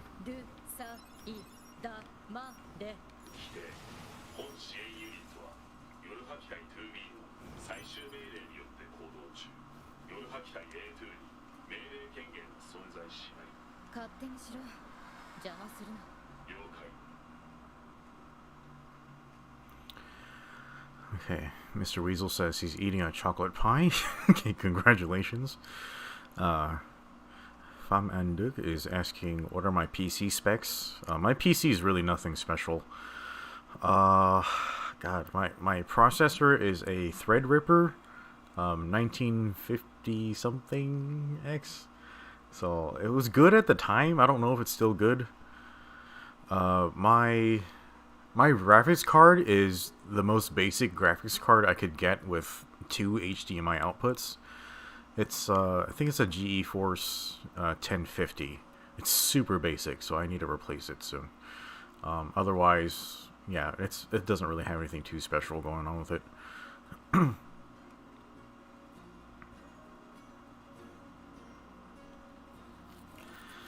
Sid is asking, is this the games with the Nanomachine Senator? No, this is not Metal Gear Rising. Yeah, although it was made by the same company as Platinum. Okay, what was I doing? Oh yeah, I was gonna take off her clothes. You guys want to do that? Yeah, where'd it go? Reverse module. Yeah, there we go. Alright, now I'm having more fun.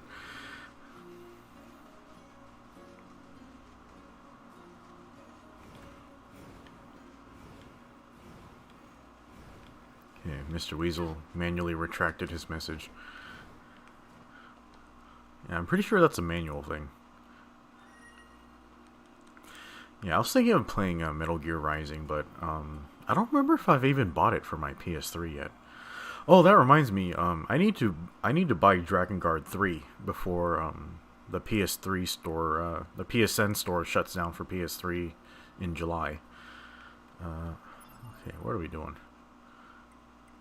Destroy the machine life forms. Okay. Oh wait. Wait.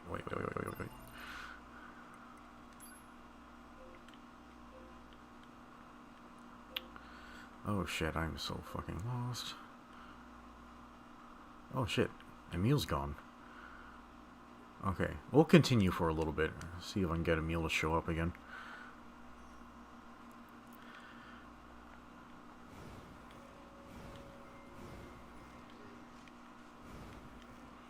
Sorry, the game's starting to get a little bit jumpy.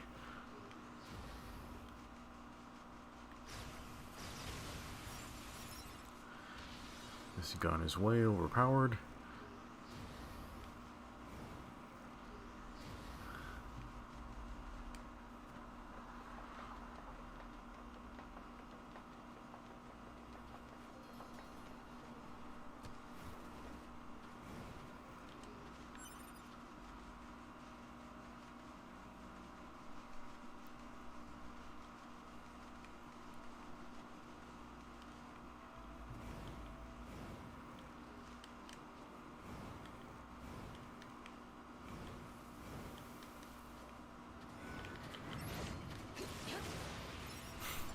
Wow, fucking backhanded.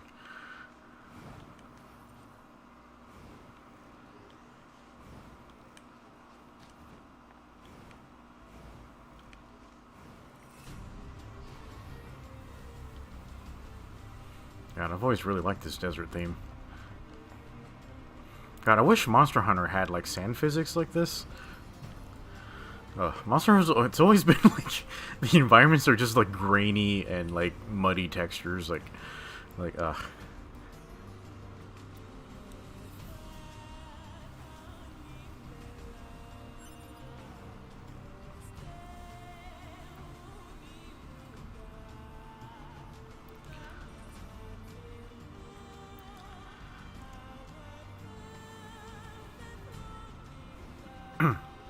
Shit, I've never played Breath of the Wild.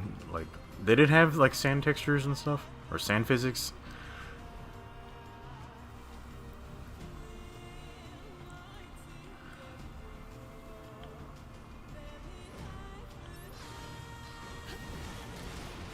Boom, bitch.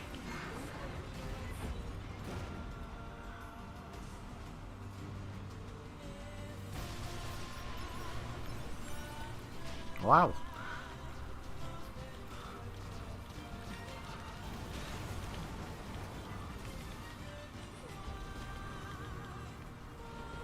Man, these things take forever to blow up.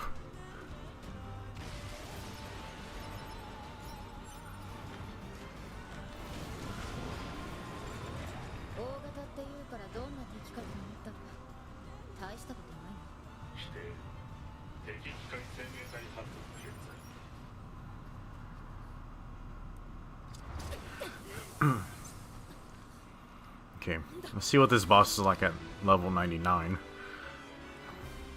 Yeah, this is not the Subquest I was talking about. Oh, I'm hurting this thing pretty bad.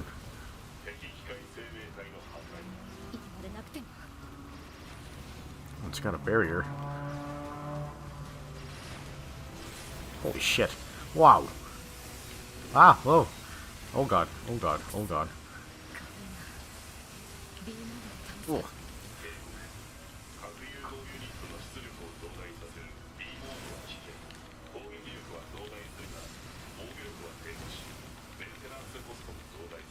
Oh god. Do they all have barriers?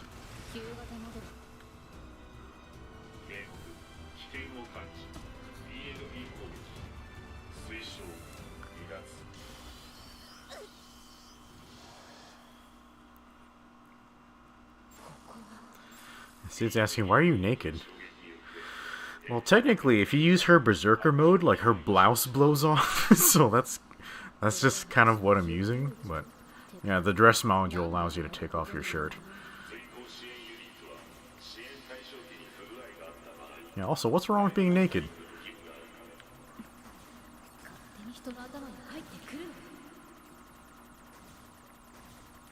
Yeah, if you're a beautiful person, shouldn't you be, like, proud of your beauty? I know, like, I'm a person who definitely should not be naked, like, ever. Oh, God.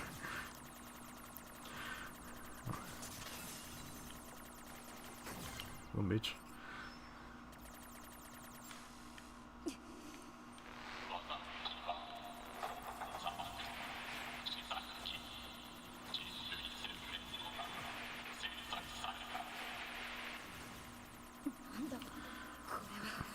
Is this?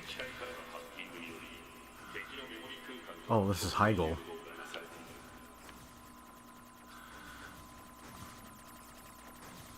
Wasn't Heigl, like, Karl Marx's best friend? And he spent his life, like, just paying for all of Marx's bad habits and shit. Ugh. Yeah, if you have a shitty friend, don't enable their stupid habits, please.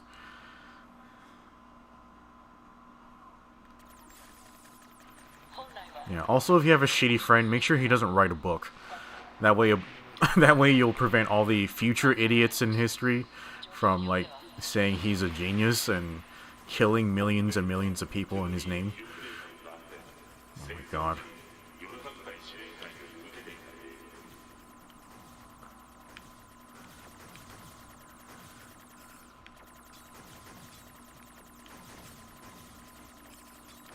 Wow, this is a lot of assholes.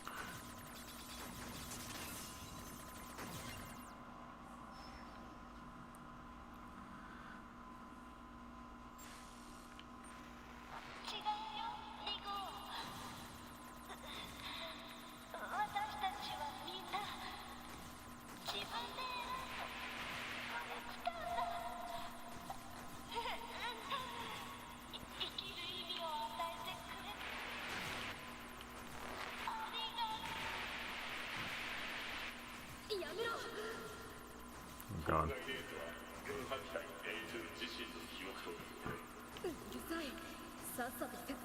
Yeah, that was from the Pearl Harbor descent.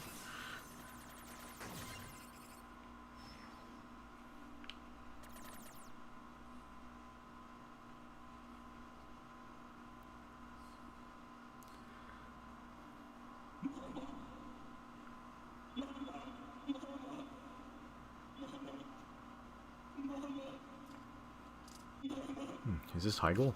I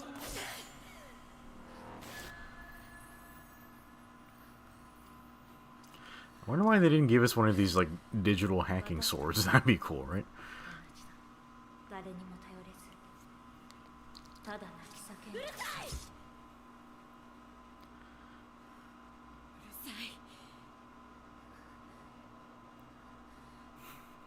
Screw around, that crazy homeless woman's talking to herself again.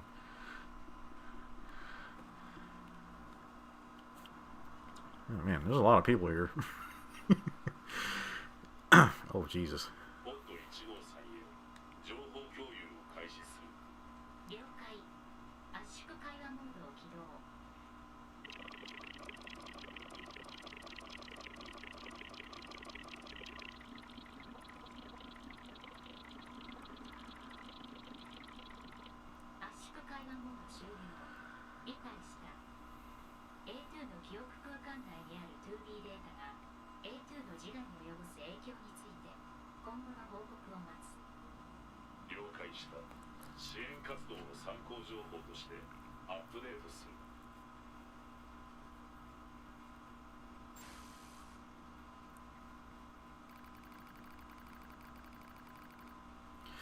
Okay, let's see if we can get this Subquest going as A2. Okay, her memories are combined with 2B's memories.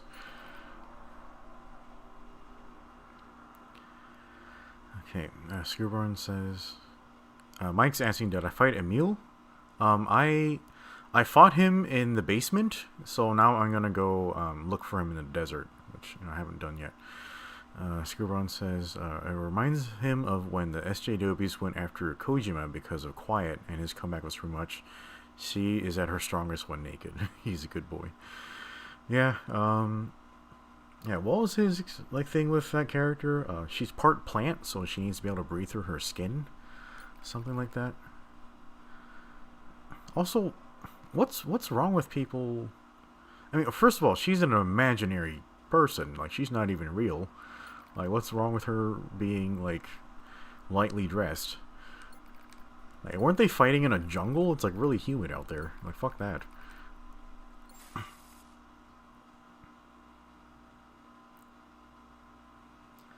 Like, wasn't there some piece of shit that tried to drown Quiet, and he was, like, getting ready to rape her or something? Why aren't they mad about that guy?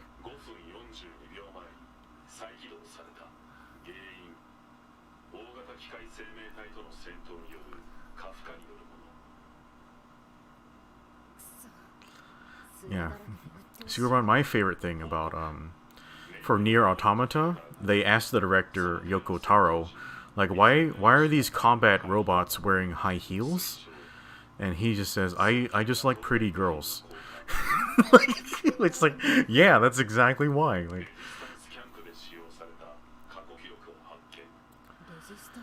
yeah, every time somebody asks me a stupid question, like, I would just tell them, I have no respect for you or your opinion, and, you know, go away. Like, whatever. Okay. Okay, replace your field filter. Oh, fuck, where are we? I don't know where I am. Where am I? What the fuck?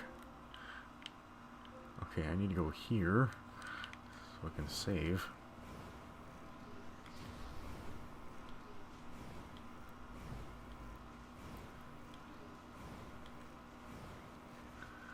Oh, God.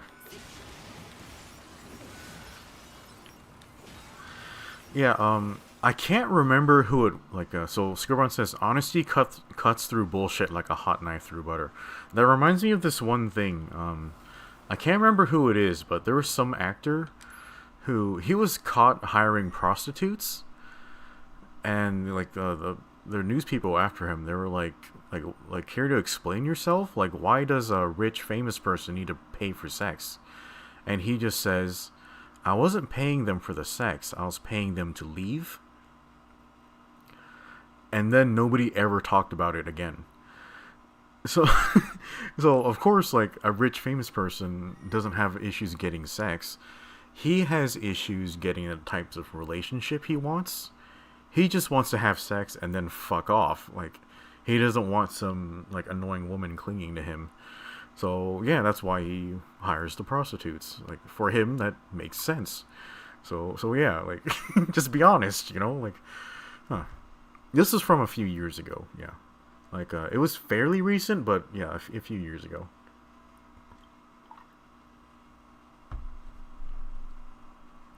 No, this was, like, in the 2010s. Yeah, just try searching, I was paying them to leave.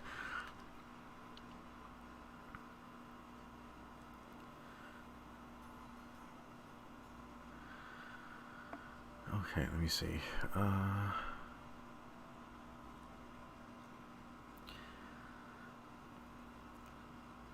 Okay, Satanta says, Yoko Taro, the man literally said, send me lewds of my characters. Well, I don't know if he was the character designer, but yeah. Yoko Taro, I love the shit out of that man. He is fantastic.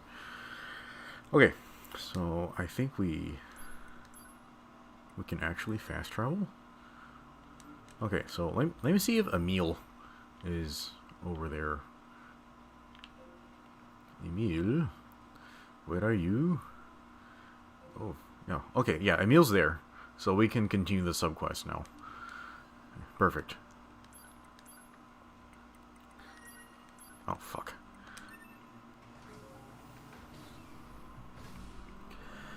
Okay, so Tanta is explaining the character customization in Cyberpunk, I believe. Sorry, it's my neighbor with the small dick. He says you either have a circumcised schlong or not circumcised, and the breast size is type 1, type 2. Huh. That doesn't sound like very detailed. Okay, Screwbron says Charlie Sheen. Suddenly it makes sense. Oh, was it Charlie? Yeah, I don't know anything about that guy.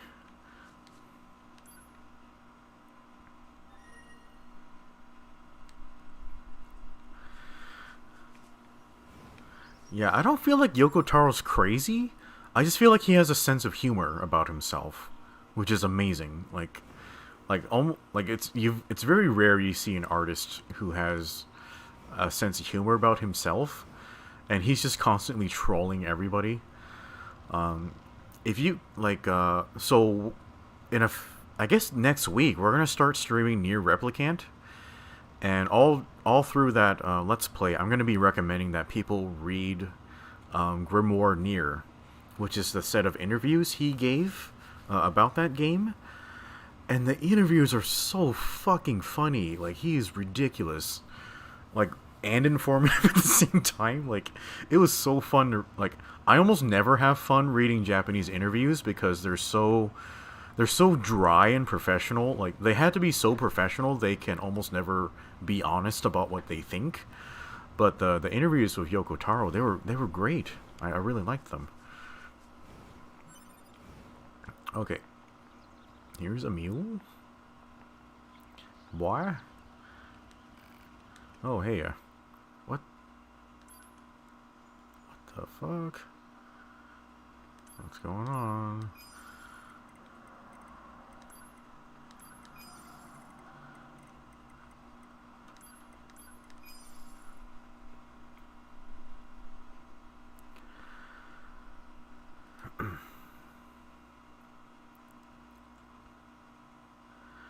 Okay, Sid says he also remembers saying, everyone saying the large penis size for males was small. Yeah, I think people are like watching too much porn. I don't know. Like that is not normal. Yeah, they dropped a lot of stuff for Cyberpunk, but you know, they kind of fucked up their dev schedule. Satanto says it's also still hilarious that the main character's name is not NieR, and how he had to explain that in the process of it. Yeah, like throughout all of the interviews, Yoko Taro would just refer to him as the main character, and yeah, only one other person in the interview referred to the main character as NieR. It was one of the short story writers. But I suppose the character's name technically is NieR because that's the default name you're able to give the character when you're playing the game. Like, I think when I do my next Let's Play, I'm gonna name him NieR for sure. Screwbron says, Cyberpunk wanted to be both subversive and mainstream at the same time. Yeah, you gotta pick your audience. Like, if you want to appeal to everybody, just make your game free. And good. What's that stupid game? Genshin Impact, that Chinese horse shit. Yeah, they made $1 billion of profit, and the game's only been out for like half a year or something. So yeah, so I guess they're doing it right. Yeah. Yeah, but don't convert one of your IPs into that IP, just make a new one. Like fucking Battlefield, they try to change it from like a historical shooter into Fortnite, and that went very badly.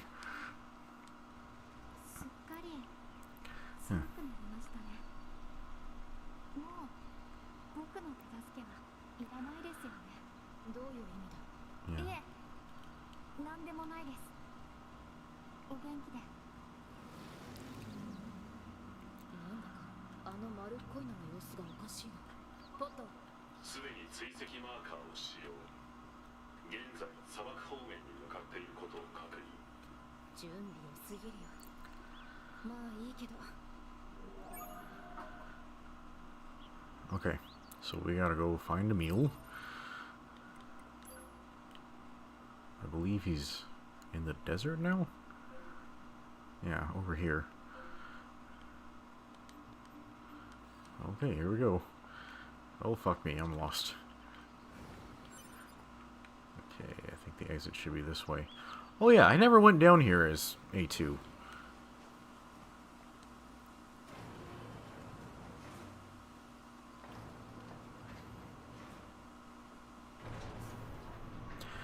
Okay, Screwburn says that garbage loot box Chinese garbage. You called it garbage twice and made $1 billion, and you say you have hope for the future. Well, the thing is, like that company that made it, they're like huge anime fans. So, like, if they want to make something like super duper anime and they're successful, I think that's nice. Oh, these boxes are already pillaged.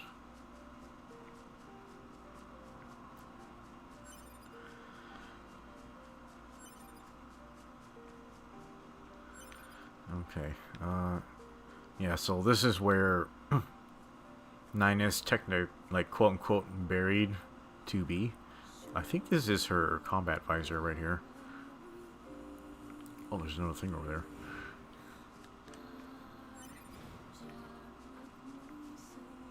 Oh, there's a hackable box right here. Fuck me. Okay, I'll need to get 9S down here to open it.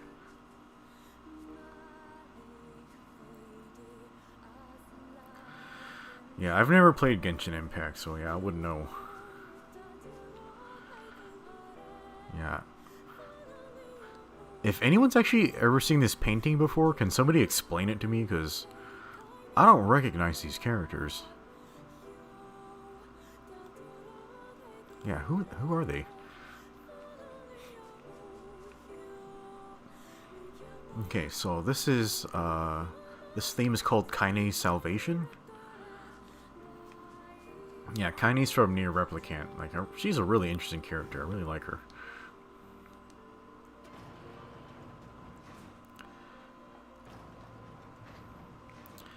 Okay, Sid says, opinions on Tencent and the company.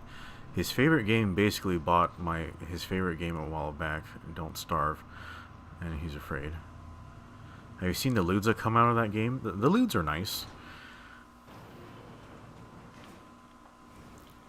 Yeah, any game that produces lewds is a good thing in my opinion. Yeah, Genshin Impact. Well, like outside of the loot box horseshit, it's a game that makes a lot of people happy, and a lot of people have access to it because it's free, so that's good. I do think there need to be legal restrictions on the whole loot box mechanics stuff, because it's like it just seems like an unhealthy practice where, you know, I can spend $60 trying to get a Rick DJ, where like just $60 they can buy you like 2 whole games, and I spent that money trying to get a single usable unit. No, that's not a healthy economic practice. You know, you're gonna destroy your citizens in the long run. Screwbun says legal restrictions are not a solution. Okay, like, is minimum wage, like, or, you know, like limited hours for businesses, are those a solution?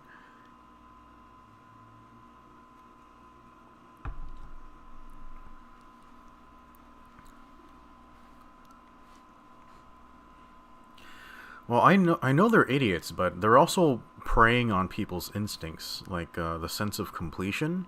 Like, people have an instinct to do that, so it's not good for them. And then also, can you like think of the people that spend like $30,000 like on a video game? Like, yeah, they're being stupid, but that person's being harmed. Like think of how bad their health is, or how like imbalanced their life is because they spend their money that way.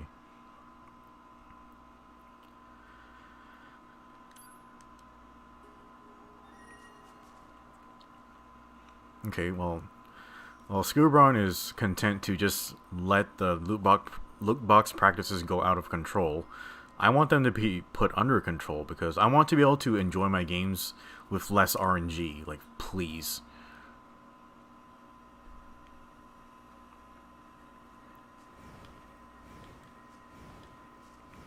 Okay, Screwbraun argues McDonald's are preying on people's instincts and they die. Should we regulate the amount of fat in a cheeseburger then? Well, we could. Like, I wouldn't really agree with it. But here's the thing. Think of it like this. Let's say McDonald's makes an addictive product and they give it out for free, just like drug cartels do, and then you spend $30,000 trying to get a bigger high off of the thing you're now addicted to. Like, do you think there's anything wrong with that, Scooberon? Like, imagine if, like, McDonald's went around, they got a contract with, like, schools or something, and they're serving, like, Big Macs for lunch for, like, a month, and then all the students are addicted to it. And and then all the students, they're just demanding their parents to go buy Big Macs for them, like, all day, every day, like, or, like, using mom's credit card to secretly buy Big Macs, that type of shit. I don't know why I ran all of this way. I could have just fast traveled to the center of the desert.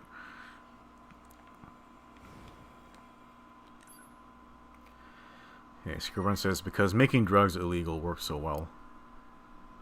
Well, that's just kind of a problem of human nature. Like we have that whole horseshit that, you know, makes addictions possible. And then, like, you know, humans are gonna try to get high. Like, I know I don't drink or smoke because, you know, I have the discipline to do that, but a lot of people don't. Like, I don't know if you know my area well, but it's the area I live in is a huge consumerist town. We spend a lot of money here, and people are just high out of their minds all of the time. And a lot of people here end up committing suicide. Like, there's a lot of dead people here, Scooberon. I've had a lot of friends and family commit suicide because, like, I don't know, it was just all addictions. They couldn't find meaning about things, and, like, the drugs don't help. It's kind of a problem. And, just letting that shit run around unrestricted, I don't think that's good for people. Like, I do agree the war on drugs is fucking stupid and it's not helping, but having, like, unlimited drugs, like, everywhere, I don't think that would help either. I don't know, like, and I think you did hit on something that's sort of needed. I think people need discipline and fulfillment without relying on the drugs or relying on the dopamine hit from loot box games.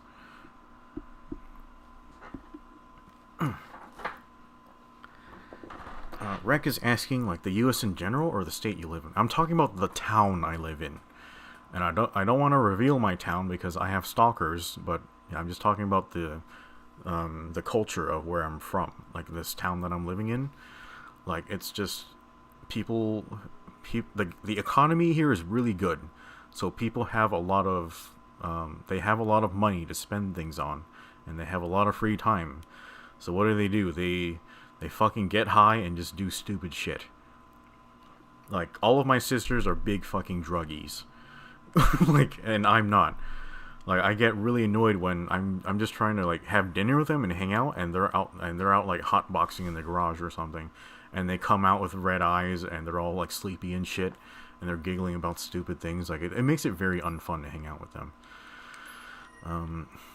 But yeah, I don't know, like, everybody here is, like, high all the time. Screwbron says he loves Zero's voice so much that he wants to live in my roof, and so he can hear me breathe while I sleep. Yeah, he's poking fun at my other stalker who said he wanted to live next door to me so he can hear my voice every day. Screwbron, you can go fuck yourself. I'm not gonna tell you where I live.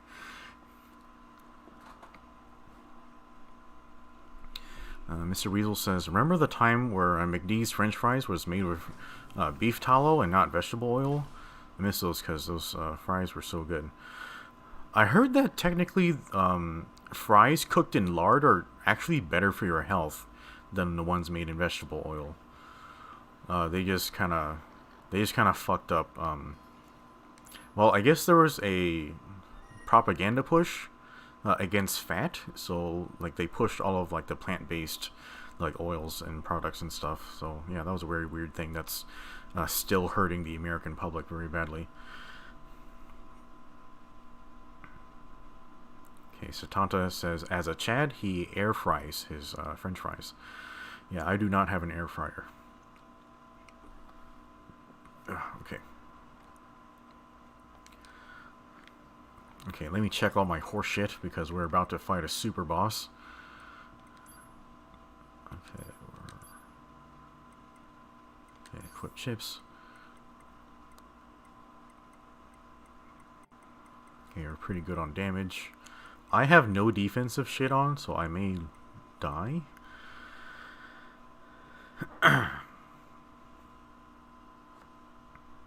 Okay, guys, let me explain this about this subquest before we go into it. So there's an alternate ending for the game if you fail the subquest. So I'm gonna have to go in and fail on purpose, and then I guess when we reload our save, I'm gonna have to do the quest again and succeed, so we can get, like, you know, the proper ending for it. So we're gonna have to play through this twice, just so you guys know. Okay, all right, I just saved. Okay, so we can reload this when we need. Okay, here we go.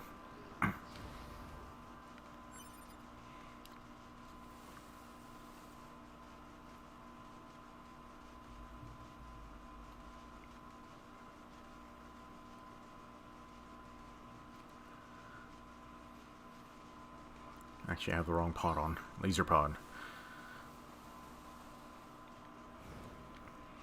Okay, what time is it? It's almost 10.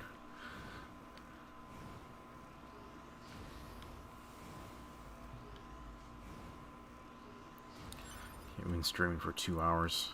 It's been a while. Okay, and I gotta say ahead of time, this subquest, like, I really liked it, but I don't feel like I really appreciated it until I actually played through NIER Replicant. So yeah, maybe you guys will get a better feel for it, like, after I play Replicant. But yeah, here's this field of Emile heads.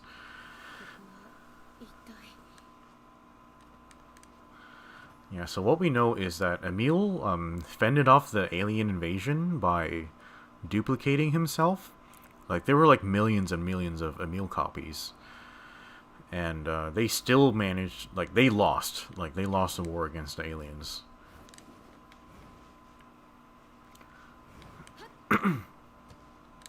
Okay, there he is. Oh wait, there's an item over there. I know there's a dead child right there I need to go check on, but I want to get that item first. If you guys don't mind.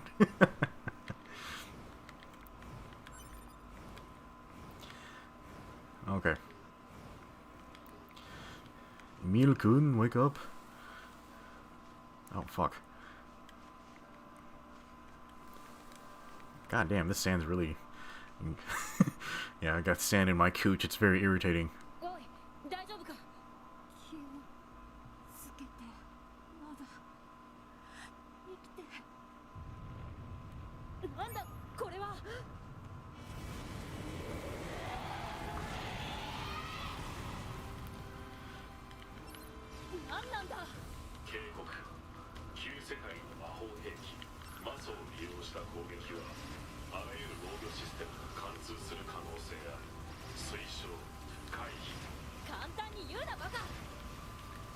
Yeah, so the fact that this super boss exists, it means that magic still exists in this universe.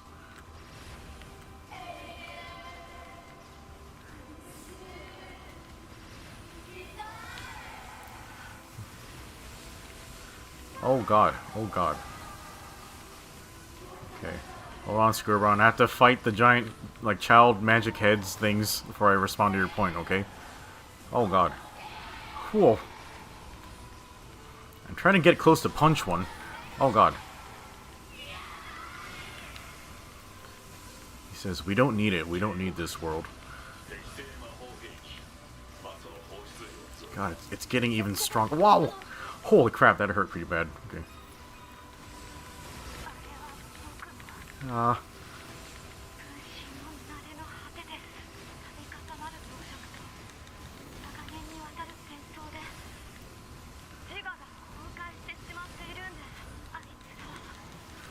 God, I love this theme. It's so fucking good. Oh, Jesus Christ. Okay, they have the barriers now.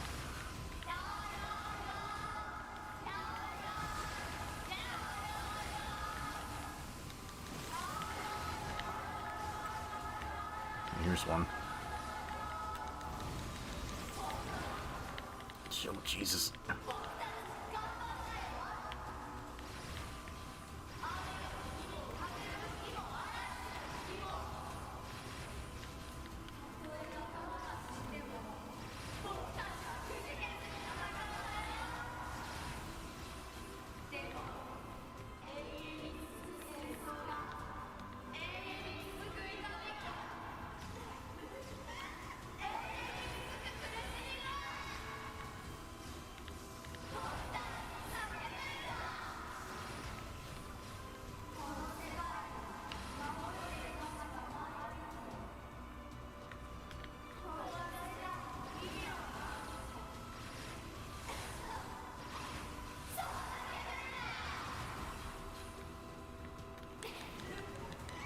Oh, God.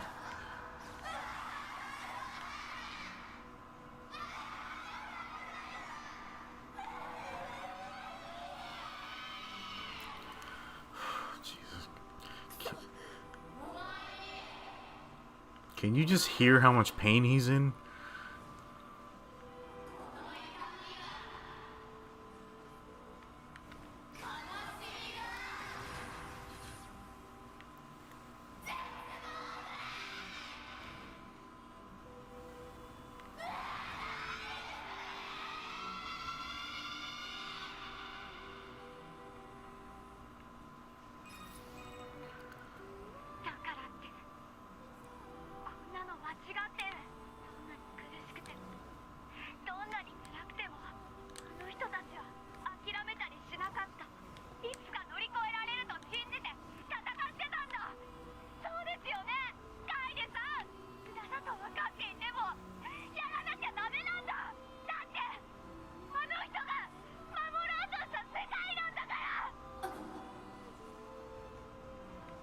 There was one over there that dropped its barrier.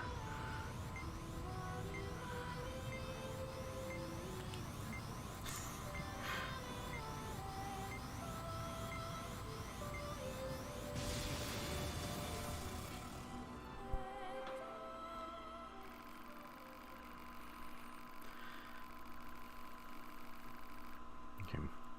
The Emiles caused their fusion reactors to go out of control, turning the planet into a dead chunk of rock, tumbling through the vast vacuum of an uncaring universe. Roll credits. Okay, ending Y, heady battle.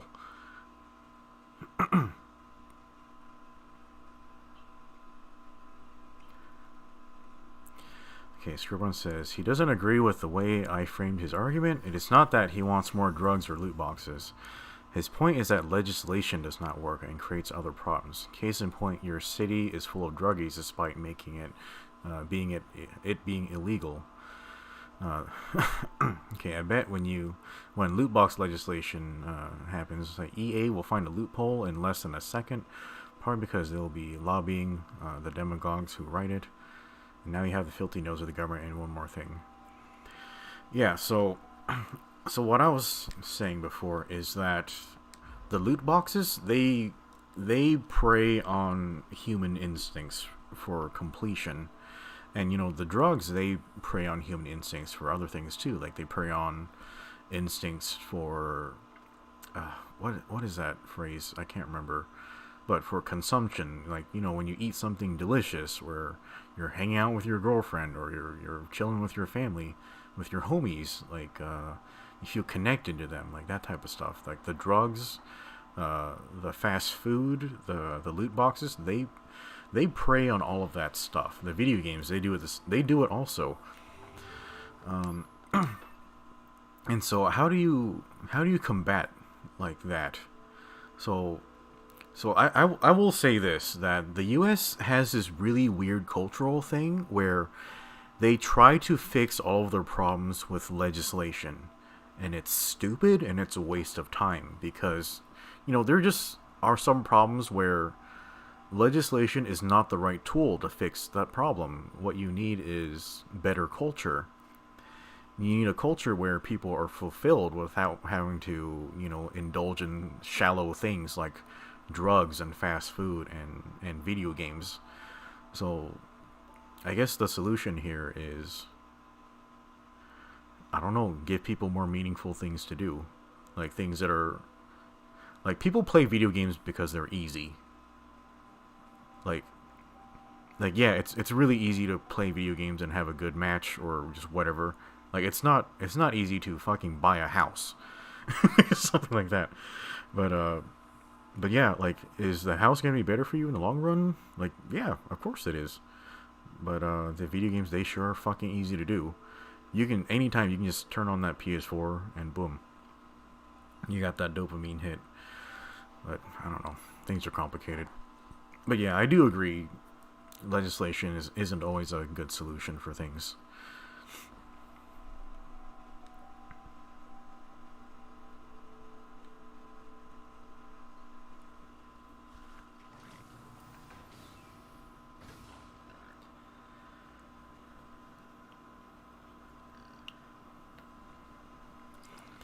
Yeah, people praise Ted Cruz a lot for doing all that horse shit, but he never actually produces results with things. It's more like he's trying to win brownie points with the people who are anti big tech. It's like, yeah, like I'm sure he feels great after doing all that, but he didn't actually accomplish anything, you know? It's like, oh, yeah, can you like get someone in jail or something, please? We just go out there and like break their legs or something. Like, I don't know.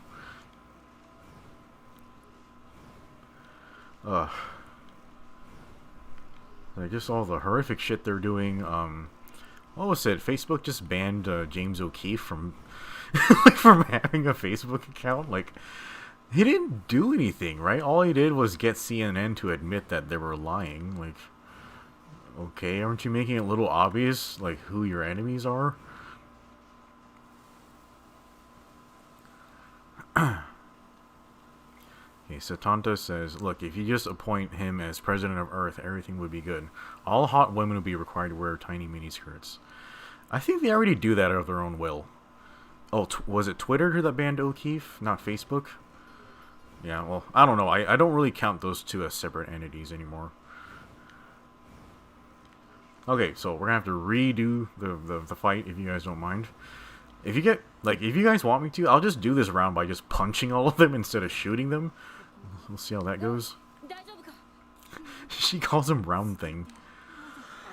Okay,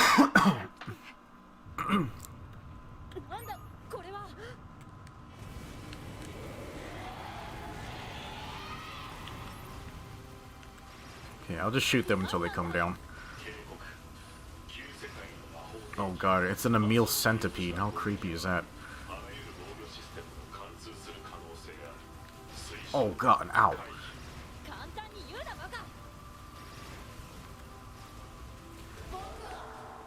Okay, the legs fold in. Oh god. Huh.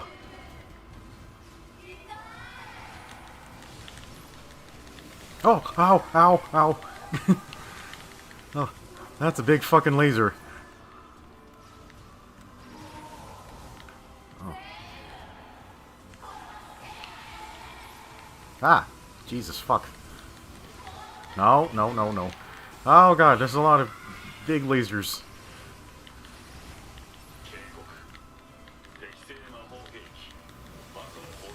Ow. Ah, ha, ha, ha. Ah.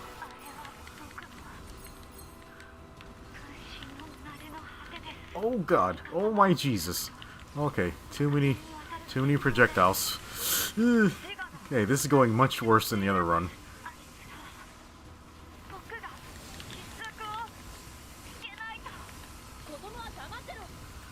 Oh god.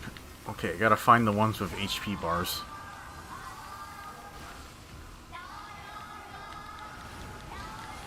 Shit. God damn it. I think I might enjoy this fight more if there weren't like a fucking sandstorm going on. Like, it does add to the atmosphere, but yeah, I kind of wish I could see what was going on so I could really appreciate the scale a bit better. Oh god, where'd it go? Huh.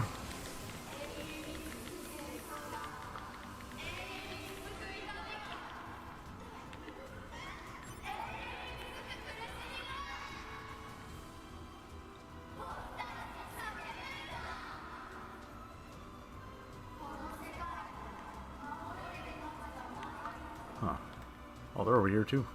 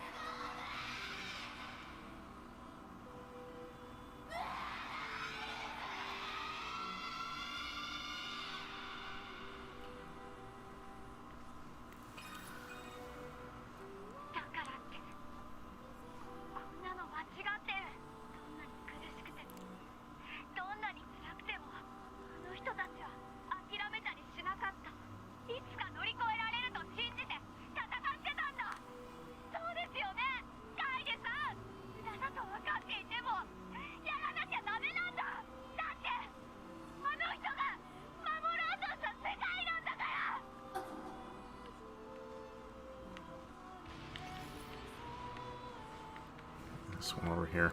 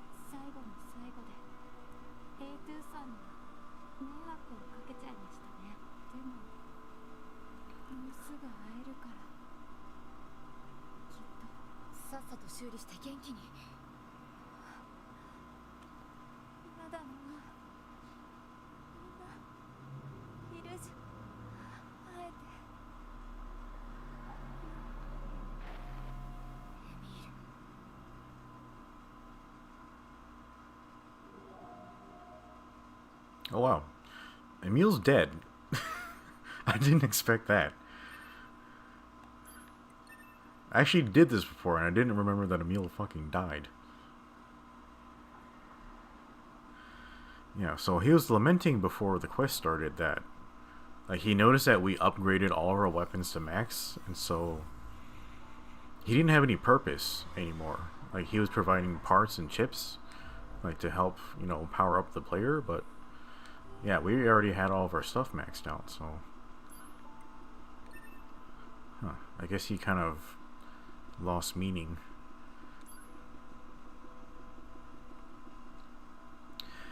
Yeah, that subquest sucks. I'm very sad now. God, just the pain in his voice, like, and yeah, like it's trying to show, like, it's a very obvious story, like, just like it's just demonstrating, like, the pain of a child soldier, like, and what it's like to fight alone and, like, to lose all your friends. But I don't know, like, I just thought the execution of it was pretty excellent, at least in the voice acting and, like, just the epicness of the fight. But yeah, that one's rough. Okay, let me see. Subquests.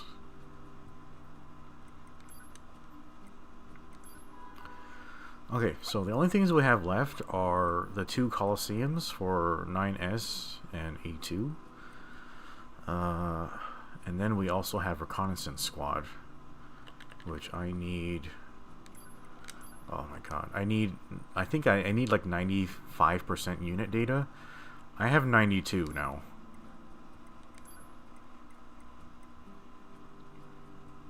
Oh, so we just unlocked this.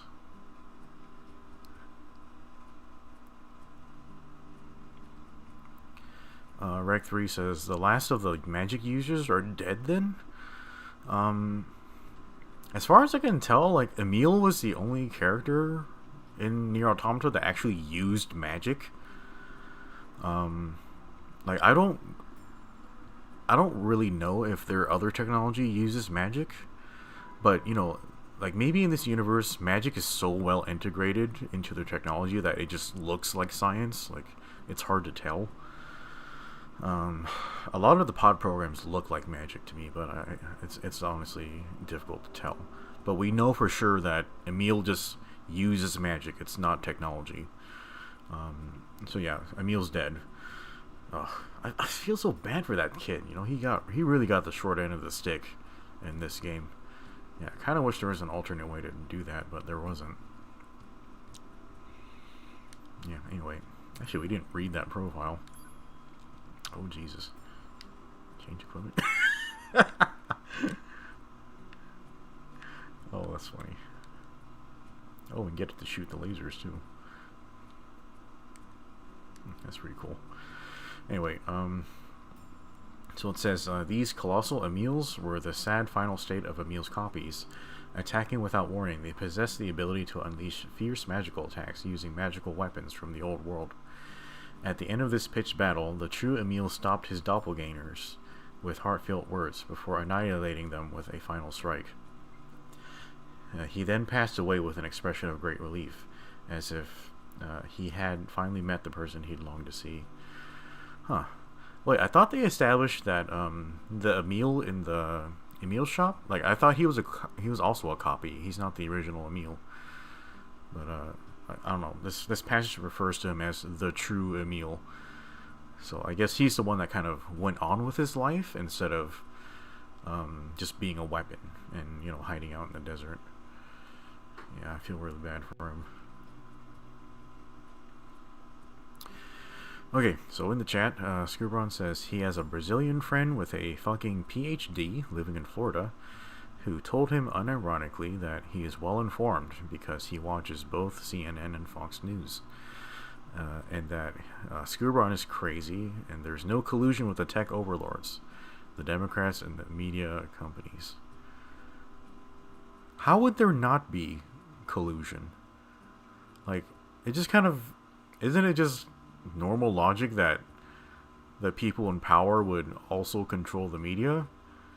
And the media pick and choose how they act based on how it benefits or hurts the tech overlords? Like, that just makes sense, right? Like, imagine what would happen to CNN if, you know, CNN were not allowed to have Twitter accounts. Like, their entire company would collapse. Like, so of course there's collusion. I mean, didn't they write that whole article admitting that, yeah, there was collusion? That's really goofy. Okay, okay, so what will we do from here? I still don't have all the things. Okay, so here's my game plan from here. I think we're in a good spot to stop this live stream. I know I still have half of the weapon stories to read. I think I'll just do that on the next live stream. So, yeah, so what I'm going to do on my own time is I'm going to get the rest of the unit data so I can complete Reconnaissance Squad. I do not want to do that on stream because it's just honestly reloading files and it fucking sucks to watch. I'll do that on my own time. And I'll complete that subquest next time. We'll also read the weapon stories. And then I think at that time we'd be ready to look at endings D and E, which are very, very, very good. So yeah, we'll check that out. just as a forewarning, um, when I was doing my last play on the PS4, uh, so endings D and E are supposed to trigger separately, but for some reason I played C, I played D, and then ending E just went automatically. I thought you were supposed to be able to play one of the endings again, but it didn't let me do that. It just went right on to ending E, so that might happen this time. So we just have to be mentally prepared for that. Yeah, so we'll do endings D and E. We'll also need to do another. We'll need to do another live stream where we look at all the joke endings, and I think for that stream, I want to install another mod that lets me do model replacement. So yeah, I can replace 9S with the red girl, and I'll replace A2 with like Yorha Commander or something, because she's just so fucking fine. I love that woman, even though she has zero personality. Anyway, so yeah, I think that's the plan from here. So we got about 2 streams left, and then we'll play NieR Replicant, which apparently that comes out on Thursday. So yeah, so the next 2 NieR Automata streams, I think I'll have to do them like during the week or something. So we'll see. Okay, so it's 10 o'clock. It's 2:30. So yeah, I guess it's time to end things here. Okay. Oh, let me think. Yeah, that's kind of it for now. Alright, guys. Yeah, so yeah, today's stream was pretty fun. I really like reading the stories. After we finish reading the second half of the stories, maybe we'll take up a vote on like which weapon had the best story, and then maybe we'll also do a vote for which one was the most traumatizing. Yeah, I'll just vote right now. Okay, for small swords, the winner for most traumatizing story was Phoenix Dagger. And weapon with the story I liked the most was Iron Pipe. Just because it alludes to the first game. I mean, I really like those characters in NieR Replicant. Okay, alright guys, I guess that's it for now. Everyone have a very good night. We'll see you next time. Yeah, look out for the announcement for the next stream. Yeah, I guess just leave a like on the video if you enjoyed the stream, and subscribe for all that future horseshit. And otherwise, we'll just see you next time. So yeah, everyone get some rest, and we'll see you again very soon.